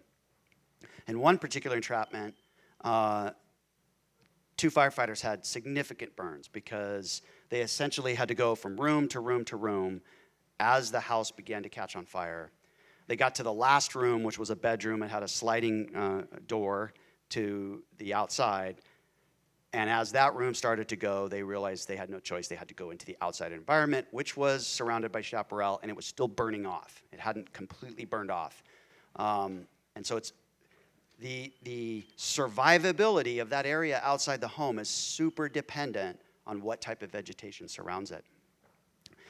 So if you are at a home that is surrounded by dense vegetation, you haven't done your defensible space, this is where you're going to have a problem. When you go out into that environment, it might not be survivable. So let's say you did manage to get out in time. You're in your vehicle. Now you're trying to get down the road. This is a scenario that happened to hundreds of people up in the town of Paradise on the Camp Fire. And I'm sure a lot of you know what happened. The entire town burned down. And many, many, many people were caught trying to evacuate. And there was some loss of life from vehicles that caught on fire when they were trapped on these highways. So this is a pretty good shot of what the difference between just a few feet of where you are on the road. So this particular vehicle is parked on the fire side of the road, right on the shoulder, and you can see that that vehicle's already starting to ignite. It looks like some tires are on fire, and then where the fire's hitting it, it's starting to ignite the top portion of the vehicle. So if that vehicle was parked on the other side of that highway, possibly may have had a bit better chance to survive. Vehicles will provide some protection for a limited amount of time until they don't. They'll typically sort of catastrophically fail. Typically the windows will blow out. So again, most important thing, stay calm. So now you're in your vehicle, you're stuck, you can't get down the highway, it's blocked, maybe it's power lines, maybe it's flames crossing over, or the smoke is so thick that you can no longer see, and you have to stop. So stay calm, park in an area clear of vegetation. So that's the most important thing. Our natural reaction is to pull to the shoulder and park, but if you're stuck on a fire, try to be in the middle of the highway in the widest area possible. If you're on a mid-slope road, so this is like Highway 154, right? Which is on the mid-slope. It's got an upslope side of it and a downslope side. So it's super important to know which side of the road is the fire on, which way is the fire burning. And in general, if you're on a mid-slope road, it's better to stop on what we call an out-turn as opposed to an in-turn. So an in-turn is where the road kind of goes into a gully or a drainage or a creek or just an indention in the topography. And an out-turn is where it kind of goes around like a ridge, okay? And the reason that an in-turn is more dangerous is because, as Nick described in his presentation, the heat and smoke and flame tend to funnel through all those gullies and drainages. And you have a little bit less intensity on ridge lines. Firefighters actually use ridge lines quite often when they're attacking a fire as a more advantageous place to do their fire attack. So if you have the choice, pull onto that out turn. If you can, pull up against the cut bank as long as it's devoid of vegetation, because that will give you a little bit of a shield from the heat that's coming up the slope. Obviously, close all your vehicle windows and vents. Cover up with some kind of wool blanket or a jacket. I don't know, most people don't drive around with a wool blanket, but if you do, wool blanket's good. And lie on the vehicle floor and use your cell phone to call 911. Again, if you get through to the dispatchers, they're going to prioritize what's happening to you and try to get a fire resource there. All right, so in any circumstance where you're preparing for a wildfire and there's a potentiality that you may not get out of your home or your property, and this is especially important for people that live in rural areas, where just by the nature of how far you have to get through windy, narrow roads, that you have a higher likelihood of not being able to get out. You need to be considering what you're wearing just the same way that wildland firefighters do. So wildland firefighters don't fight fire wearing shorts and flip-flops. They've got big, heavy leather boots, and they've got thick clothing that protects them. They have a helmet. They have eye protection. So same thing. If you're, as part of your set, you haven't left your home yet, change into some appropriate clothing so that if you do get caught, you have a little bit more protection. And so some things to wear. Sturdy leather boots. Any pair of hiking boots is fine. So anything that you would normally wear going out on a hiking trail. Long pants, wool or cotton or silk, not any kind of synthetic. You don't want to wear synthetic fabric. Some kind of head protection, and mainly this isn't like head protection like firefighters have, a helmet. Probably you don't need to worry about somebody smacking you in the head with a hand tool, but you do need to worry about embers. And so if you're wearing some kind of hat, that's going to help out a lot, deflecting those embers off of your head. And then if the smoke is getting to you, you can use a bandana or a handkerchief, but you want it to be dry, not wet. And that will help somewhat to alleviate some of the intensity of the smoke you're breathing. You're going to want some kind of eye protection. It's almost impossible if you get into that super thick smoke situation to see it all. You'll have a very difficult time keeping your eyes open. And then a long sleeve shirt with a collar that can protect your neck, and leather work gloves. You don't want to wear, do not wear, open-toed shoes. Don't have a wet bandana. The reason behind that is that if you get a particularly hot little blast of air and you have a wet bandana, it'll steam the moisture on the bandana and can actually kind of singe your lungs a little bit. So it's better to have a dry bandana rather than a wet one. And then no synthetic fabrics. All right, so some challenges. You know, you've seen a lot of good stuff today about what government does to help communities be more prepared, and all the different programs that we have. But government would readily admit to you that there are significant challenges with evacuation. So, full disclaimer, I borrowed these slides from a presentation that was done at an evacuation workshop after the Paradise Fire. And so these are from the National Institute of Standards and Technology. And I'm just grabbing a couple slides from their presentation, but they did an awesome overview of lessons learned from the Paradise Fire. And essentially, you know, they started out with distilling what the problem actually was. What is the actual problem that we're dealing with in evacuation? And addressing the life safety risk when there is insufficient time to evacuate out of the community. That's like the most pressing issue that we have with evacuation, is just the lack of time.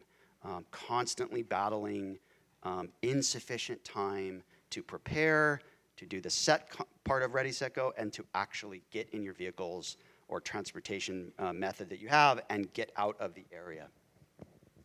And because of that, because of the fact that people are usually behind the curve when it comes to getting out of these communities, we have these documented and tragic cases of burnovers that are occurring with civilians. We've had burnovers with wildland firefighters going all the way back to the 1910s when we actually created the art of wildland firefighting. So even the professionals, year after year after year, have burnovers. And many firefighters have injuries resulting from those burnovers. And we've had, tragically, many fatalities of wildland firefighters.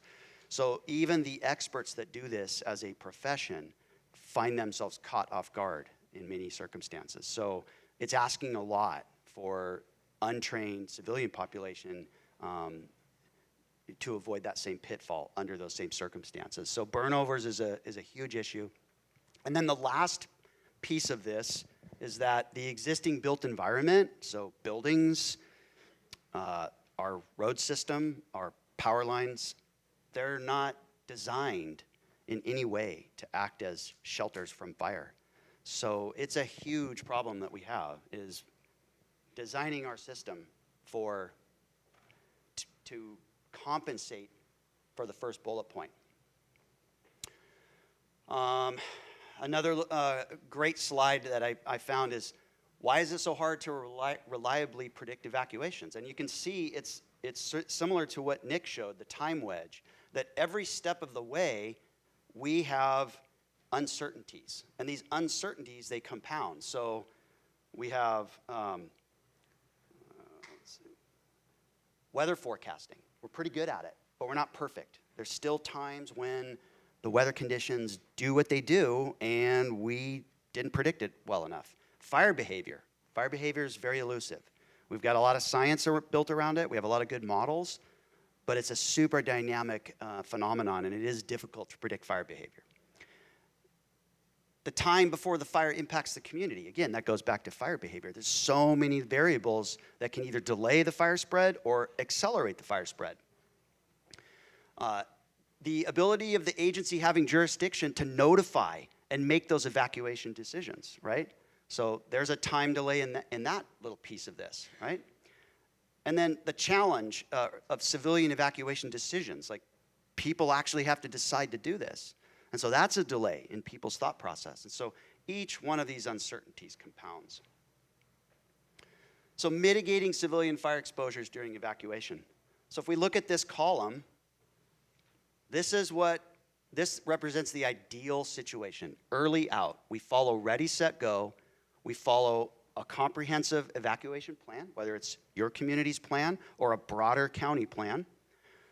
And even given these ideal situations, we still have challenges, right? We have challenges with public education.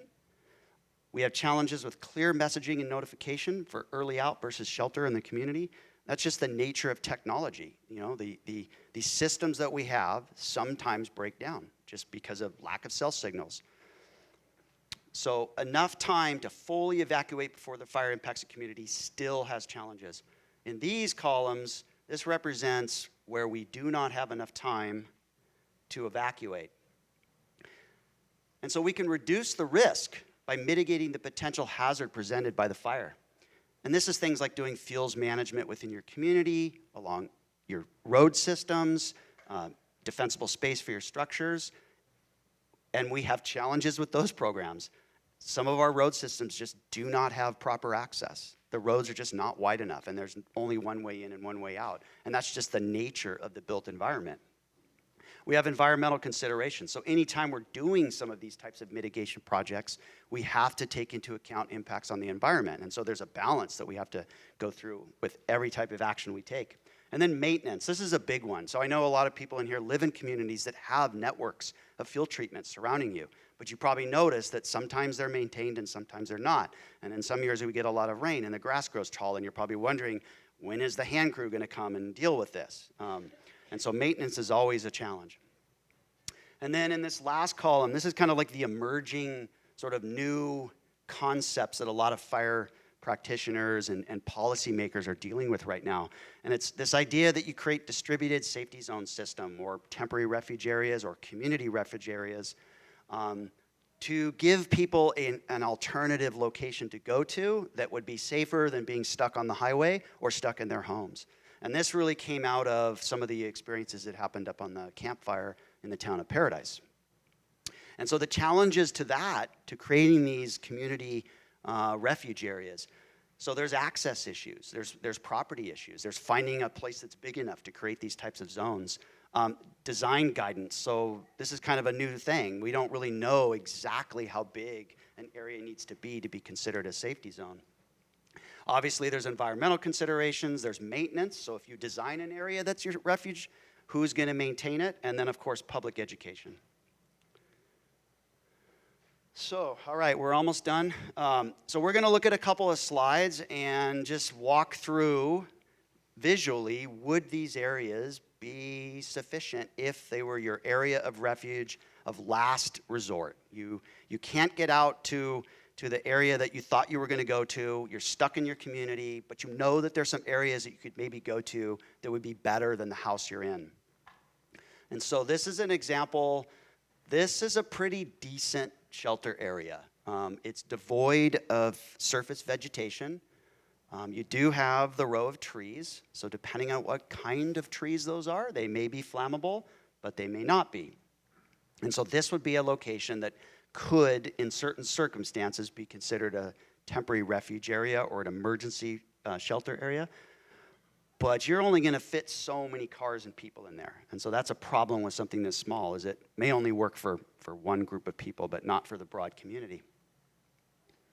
Looking at kind of aerial imagery of commercial districts. So there's a couple shopping centers that you see here, but obviously a whole lot of fire happened. And so looking at these large parking areas, you have to ask yourself, well, how much heat came off these burning buildings, and would this parking lot have been big enough to shelter into? And in some cases, it can be. But again, this is such a dynamic environment in a wildland fire. And then when you add tons and tons of structures burning, what seemed like a huge, gigantic parking lot might not be a safe place. The Paradise Fire, large group of residents and firefighters refuged in a huge parking lot next to the grocery store, and they survived. It was miserable for them, smoky and millions of embers, but they survived. And so I think the key takeaway for some of these ideas is know your community. Like, do you have a big wide area anywhere near your community where something like this would be your last resort survival? Again, when you start to hone in, you can see that some of these areas, a ton of vehicles caught on fire. So like pretty much every vehicle in here looks like it burned up.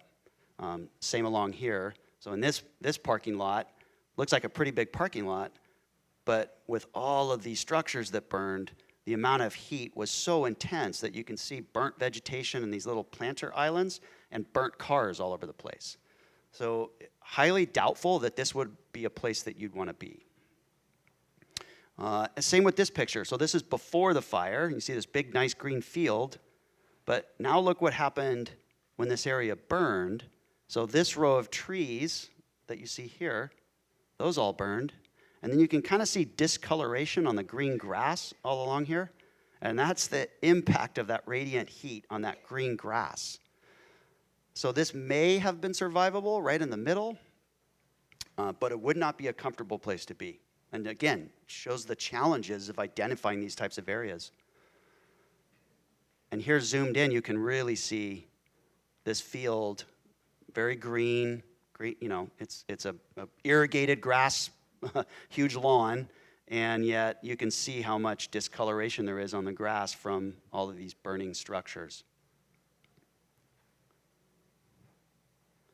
And then just a couple out-of-the-box refuge areas that you can see in here. So this is sort of an open space area. Looked like it was kind of green, but it burned. You can see all that black area there. The fire crept through all that grass.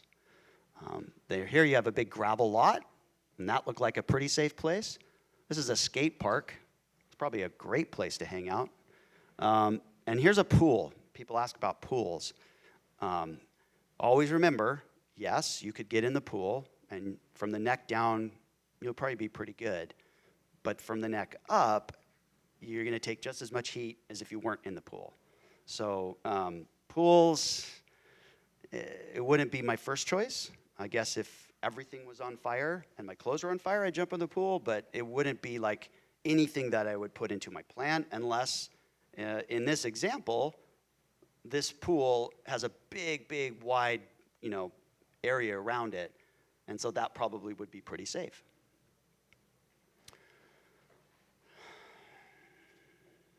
So emergency refuge areas, when and why.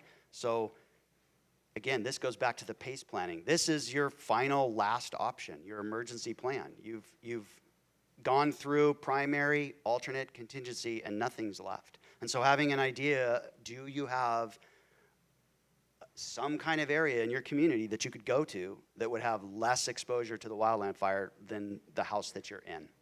And the answer may be no. The answer may be no, my house is actually the best spot. I've got really good defensible space. I'm staying here. I'm not going to get out on the street. There's nowhere I could go that would be better than where I'm at. And that's a decision only you can make, knowing your home and your risks. All right, so we're going to do a quick little video. And this is a father and a son that were evacuating from a fire. And it's a pretty good example of how things can rapidly deteriorate as you drive through the fire.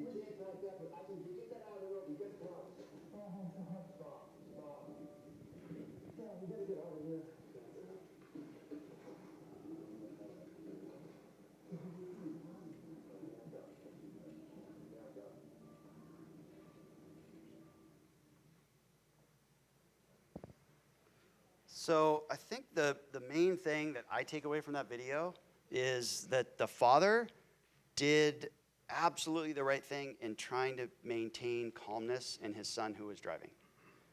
They'd already made the decision to go down that road, right, wrong, or indifferent, so they were stuck. I mean, there's no way to turn around. At a certain point, they couldn't even back up or get away from it, so they were kind of on a predetermined course. And really, the only option that they had was to stay calm as long as they possibly could, and avoid panic, which would then potentially cause them to make decisions that were not in their interest. For example, getting out of the car at that last moment would not have been a good plan. They did need to stay in the car, and they probably needed to continue driving down that road to try to get out of the burn area. They made it out, yeah, because we have the video. So we would not have this video if they didn't make it out. So yes, they survived, they made it out, but I've driven in those conditions many times, and it's nerve-wracking. So I've actually driven through conditions where I kind of had about 20 feet of zero visibility, and I took it on faith, like, don't turn the wheel. I know the road's straight. I know this road really well. I just need to go 20 feet, and I'll get out of this. But, that's not a happy place to be in. It's not a happy place to be on a road that's getting burned over. It's a dramatic experience. So hopefully that kind of gives a mental image in your mind of what that looks like. All right, I think that's the last slide, right? Yes. Yeah. All right, thank you.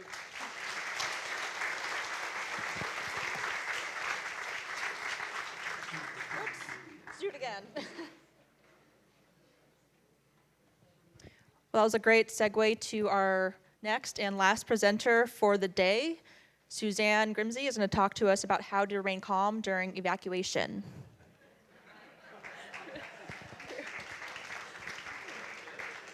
I don't know about that as a video. That's pretty intense. So that's one aspect of evacuation, but we know that we may not all end up in a situation like that. My name is Suzanne Grimsey. I work with the County of Santa Barbara, the Department of Behavioral Wellness. I want to be on the team of getting us out of here for lunch because I know we're a little bit over time, so I'm going to jump right in. Feeling an emotional impact with an evacuation order or even an evacuation warning is very normal, given the acute stress of a traumatic experience that's associated with evacuation, especially in a community like ours when we've had cumulative events of evacuations and fires occur.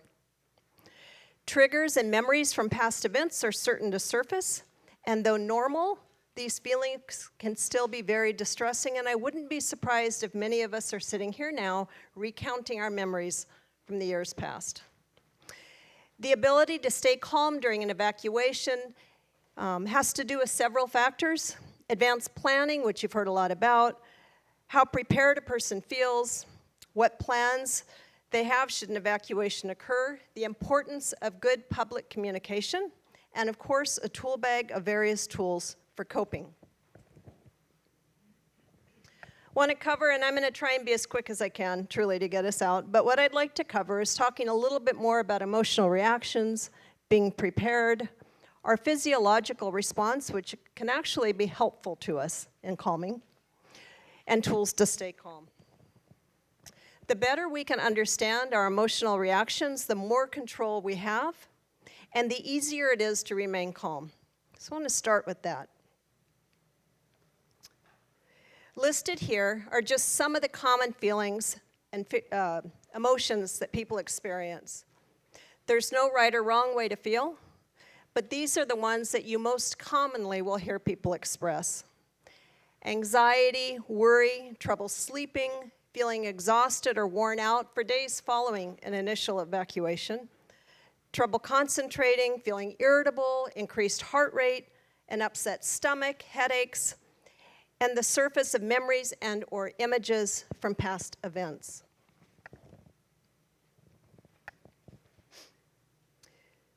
During an event which has the potential to trigger an evacuation, our stress level is already raised.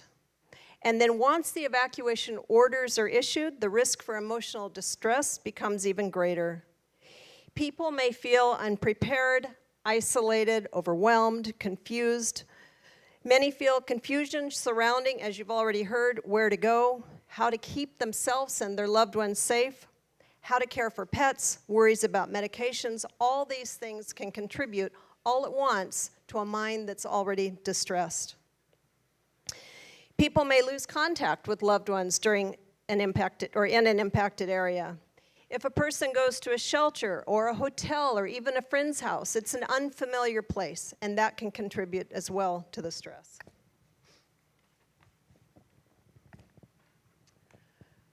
Surrounding back to coping skills.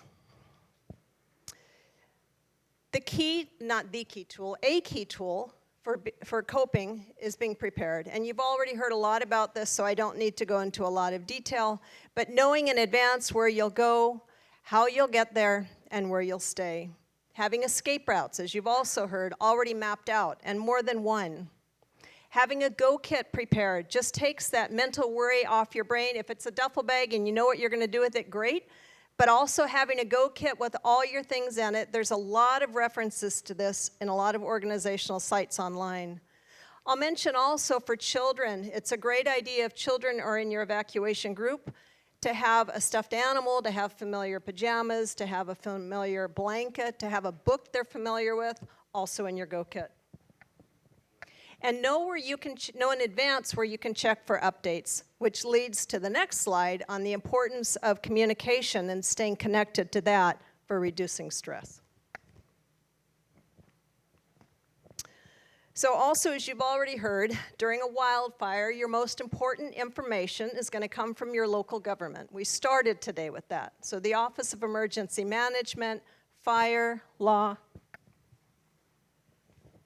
Other ways to stay connected are to have a backup battery or a way to charge your cell phone, having a battery-powered radio, knowing when and where community supports exist. So know where the shelters are located, both human shelters and animal shelters. Know if there's a community information line available and where you're going to be able to get the most accurate information. Okay, the human stress continuum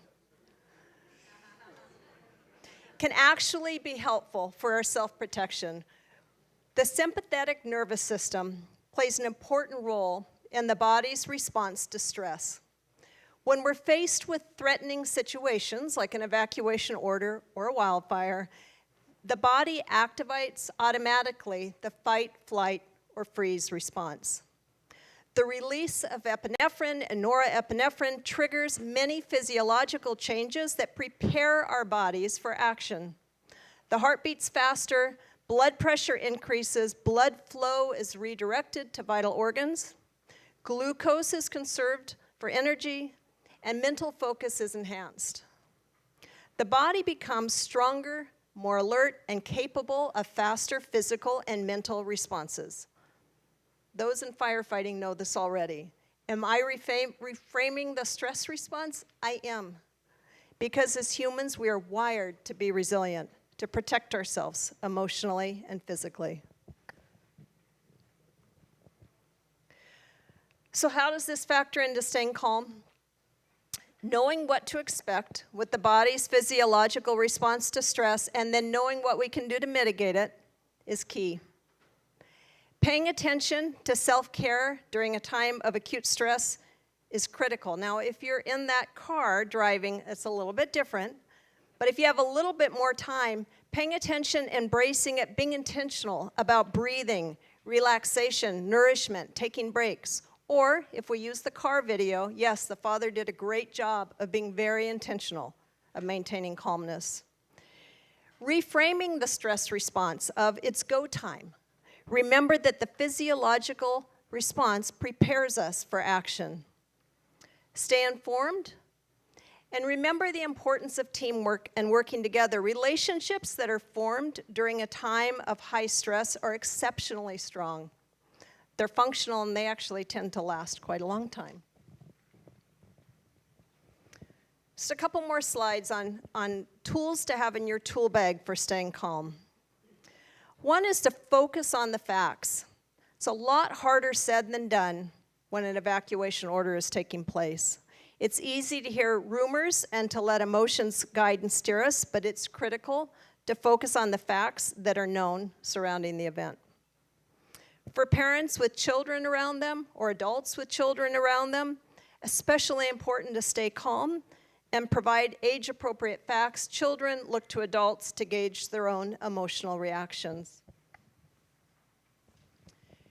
Reducing media exposure, or ideally trying to pick a couple times of the day that you're going to look at reliable sources, just a few, to get updates on the status of the situation. Stay hydrated. Remember to pause and take breaths. And this doesn't have to take a long time. This is something that could take place in a car driving through a fire area. A couple of examples of breathing. One is the simple breathing in for 3 seconds, pausing, and breathing out for 3 seconds. There's another, what's called a mindfulness exercise they call 4-7-8 breathing. You're breathing in for 4 seconds, you're holding your breath and pausing for 7 seconds, and you're breathing out for 8 seconds. So being intentional about your breathing. Other mindfulness includes meditation, writing, challenging your thoughts, relaxing your body. Visualization, closing your eyes, picturing yourself in a calming, familiar, sentimental place. Other tools, and this is something, again, this wouldn't be in the car. This would be when you're in that unfamiliar place. This would be when you're at home wondering and worrying if you're going to be evacuated. Progressive muscle relaxation, where you're going to lay down and you're going to start, or sit down, start with your toes and relax, your feet and your legs and your torso until you're progressively relaxing intentionally your whole body. Emotional expressions as coping skills include things like journaling, mindfulness, being present and mindful of your emotions, actively listening to the emotions of others, using I statements to state your feelings. Physical activity, in whatever manner works for you, is critically important. Getting up and walking around the room might be as simple as it is, or walking around the block, but moving your body. Talking with others around you, sharing how you're feeling, talking about the status of the situation, but staying connected to others. Protecting your sleep as best you can. That's how our bodies recover. That's how they heal. That's how our minds separate out emotions from events. So protecting your sleep as best you can. But staying connected to others. Just like what I'm seeing in this room today, I'm so impressed with the Santa Barbara County Fire Safe Council, what they're doing and bringing everyone together, allowing people to share common information in here. Thank you for letting me be a part of it. It's a little stressful to go at the end when I know you want to all be out at lunch, but thank you so much.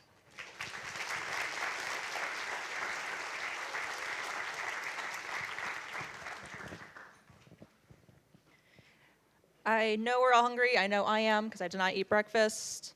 But if you guys want to stay for Q&A, we'd be happy to do that. We originally had 25 minutes on the agenda, but we can just do 10 minutes. And then all the presenters, except for Commander Miller, are able to stay afterwards. That sound good with everyone? Got some questions for them? If you guys can all come up. We have some extra mics we can pass around the room.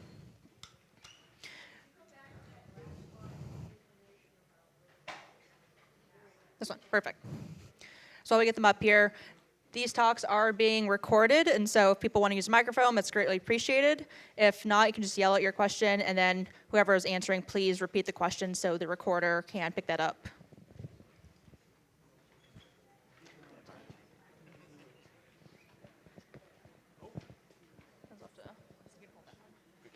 We're going to just line up here.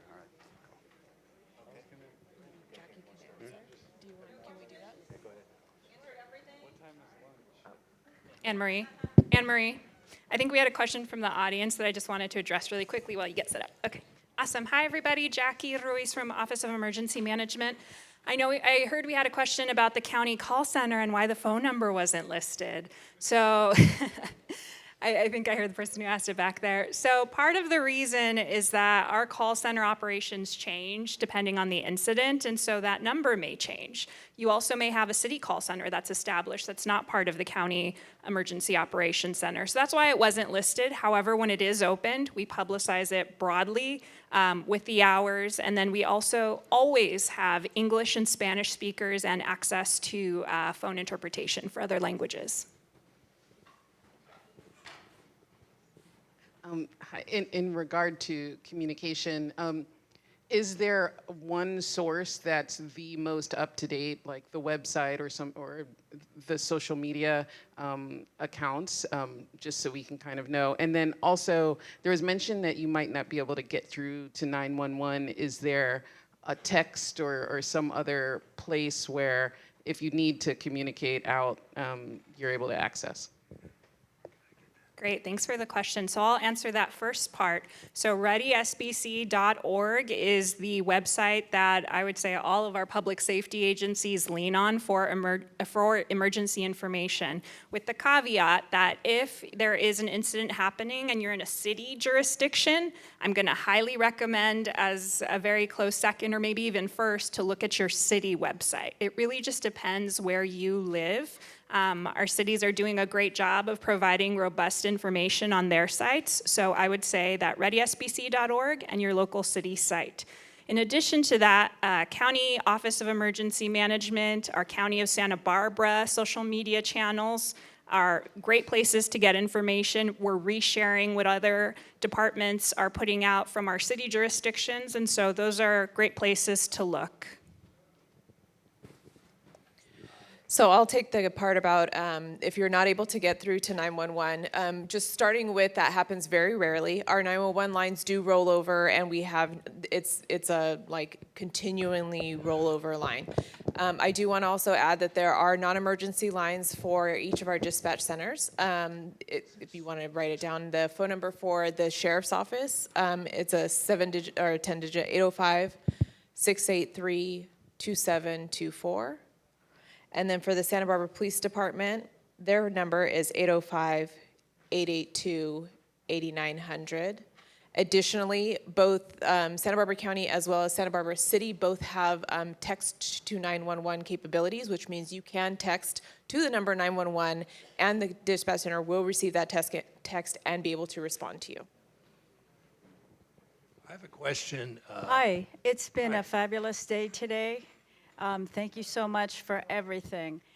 Same question coming in as going out, which is, I've lived in Santa Barbara a very long time, Painted Cave fire, lots of fires. And where do I go? This is the hardest question. One egress and ingress, we got the 101. Do I go north? Do I go south? Do I go down Las Positas? Do I go to the beach? Do I go to Earl Warren? Do I just sit tight in my home? And we've got troubles, folks, because we only have that one corridor in and out of our community. Hey, talk about this.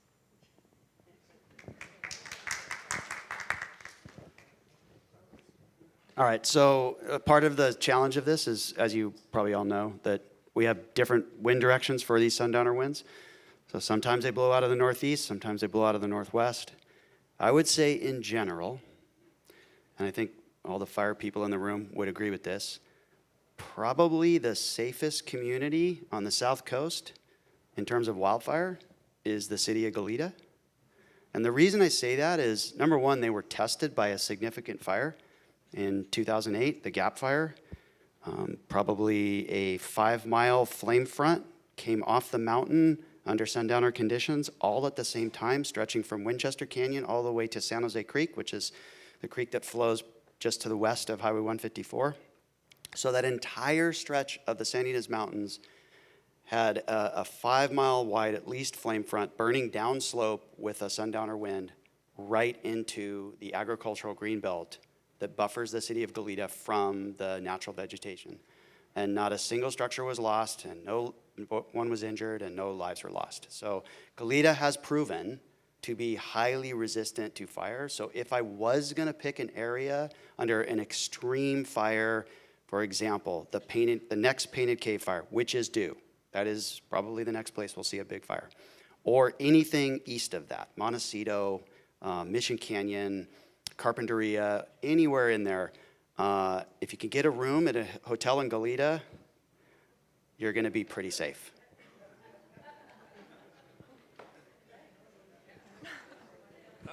Yeah, this is for Rob, and thank you for your very motivating talk. The thing you didn't answer, it was on me, is when we evacuate, do we leave our house unlocked so that firefighters can get in there and shelter if necessary? Yep, great question. So, yes, absolutely. Make sure everything is closed. Garage door, and by the way, most garage doors have a cable or a rope that you pull that unlocks it from the motor. Pull that so that somebody can manually open it from the outside, a firefighter, if they need to get in. So pull that. That'll also help you if the power goes out, and you'll be able to manually open your garage door. That was a big problem in the Paradise Fire. So disengage the electric motor on your garage door. Turn your lights on. That'll help firefighters to see your house, to know it's there, particularly if you're in a vegetated area. Maybe you're in a little more rural area, Painted Cave, West Camino Cielo, those areas. There's a lot of mixed thought about, do you go out and wet your yard down or not? It depends on what kind of water system you're on. If you're on your own personal water system, so you live up in the mountains and you've got your own water source, and you've got the time, I would absolutely encourage you, wet down the yard. The immediate area around the house, we call it zone 0. If you get that nice and wet, that's gonna help you out a lot. Probably don't need to go on your roof. Back in the old days with shake roofs, you'd see homeowners out there wetting the roof down. Modern roofs are highly fire resistant, so it's other things that actually burn your house down. And all windows and doors shut. But don't lock the house, because I actually saved a couple houses on the Hasacita fire on Montrose Place. So anybody here from Montrose Place, there was one particular house that we noticed a little smoke coming out from one of the windows, and we went inside and there was fire inside the house. But we had the time to put it out. Normally we wouldn't. Fire inside a house on a wildland fire, we're just too busy to go deal with. It's like, okay, that house is gone. But we were able to get in there and put it out. And so do the firefighters a favor, don't lock the doors. Same with gates. Please open your gates. That's just one less thing that we have to do, particularly if you don't have a Knox lock or one of those keypads that firefighters can either put in the code or use their Knox key. So please open your gates when you leave. And Does that answer the question? All right. Awesome. I have a question about the maps that are on all of the websites. They seem to be different, and your average person looking at that map, there's no pinpoints. Like the 154 is a significant line that you can look at and see which side of 154 you're on, the 101. And the lines seem to be very small and hard to read, and there's different perspectives of where the maps are showing. So that's just an issue that we've had. I just wanted to point out. I was just going to say, technology is evolving, and a lot of the maps now are interactive. So you could zoom in and out, and they often have a little search button where you could actually put your address, and it'll zoom directly into your home. It'll highlight if you're within a certain evacuation area, or any other information as well. So we'll make sure respective jurisdictions will look at their maps, but I'm pretty sure most of them, including the OEM, they're during evacuations, they're interactive. The app for evacuation maps. For evacuation maps, they will be posted on readysbc.org. That's the primary source for those maps. And we work in collaboration with jurisdictions, as we've mentioned all throughout the day. What I was going to recommend too, though, if you are having trouble with any of the evacuation maps that we have on ReadySBC, and our call center is open, which if we have a protective order, our call center will be open. Highly recommend that you call in. That's one of their main functions, is to help people navigate those maps and get the information they're looking for. This could be either Nick or Rob. You used the term burn over, but did not actually define it. I think Rob used that, so I'll give it to him. So that's essentially that you're caught by the fire. So the fire burns over your location, requiring you to take some kind of sheltering action.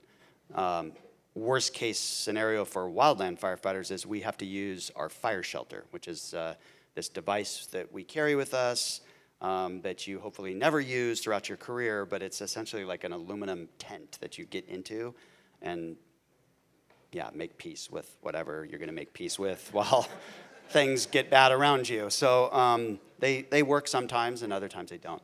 Yeah. Hi. In terms of the Maui fire in 2023, I'd like to ask about what's the relationship with the fire department, police department, and the energy company. How they know what to get the right message through and when the lights will be out. How long would that response be?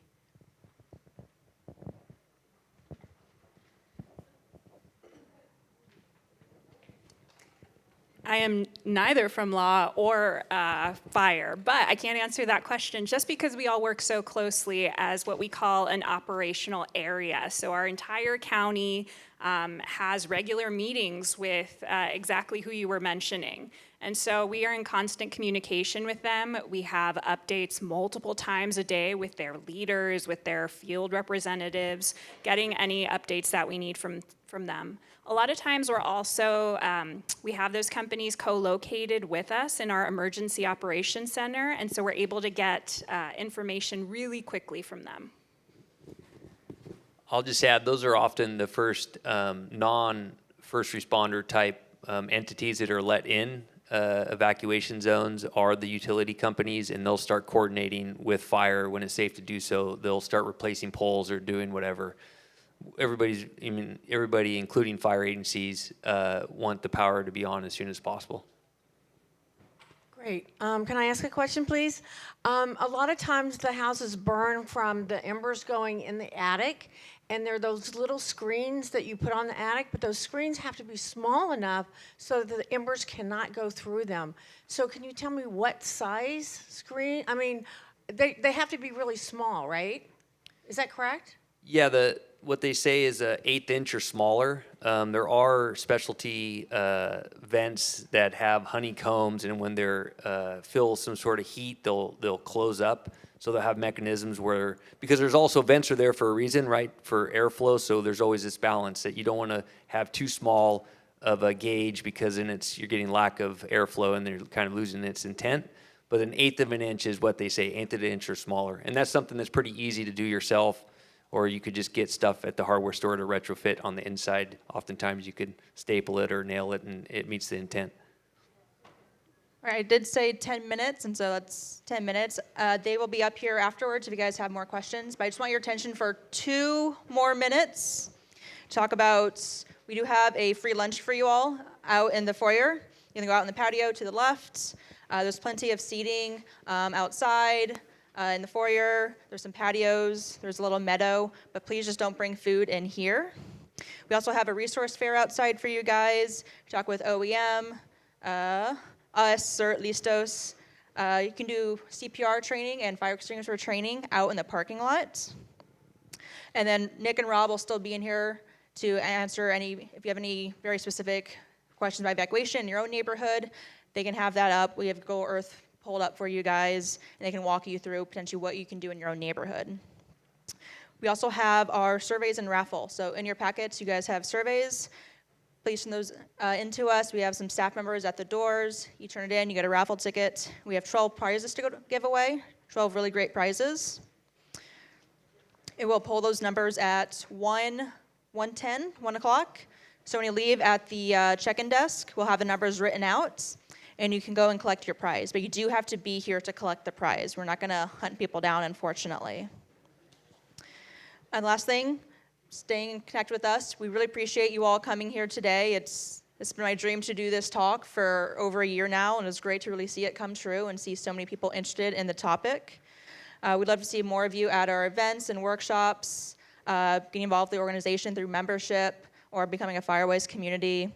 Our next event, like Nick mentioned, is next Thursday at our board meeting. A talk by Andrew Plantiga will start around 6 about the response of the property insurance market in California to rising wildfire risk. I'm sure we've all had insurance issues recently. If not, you're one of the few lucky ones. So with that, thank you guys again. Thank you, the presenters, for being here today. Hope to see you guys all again in the future. Thank you.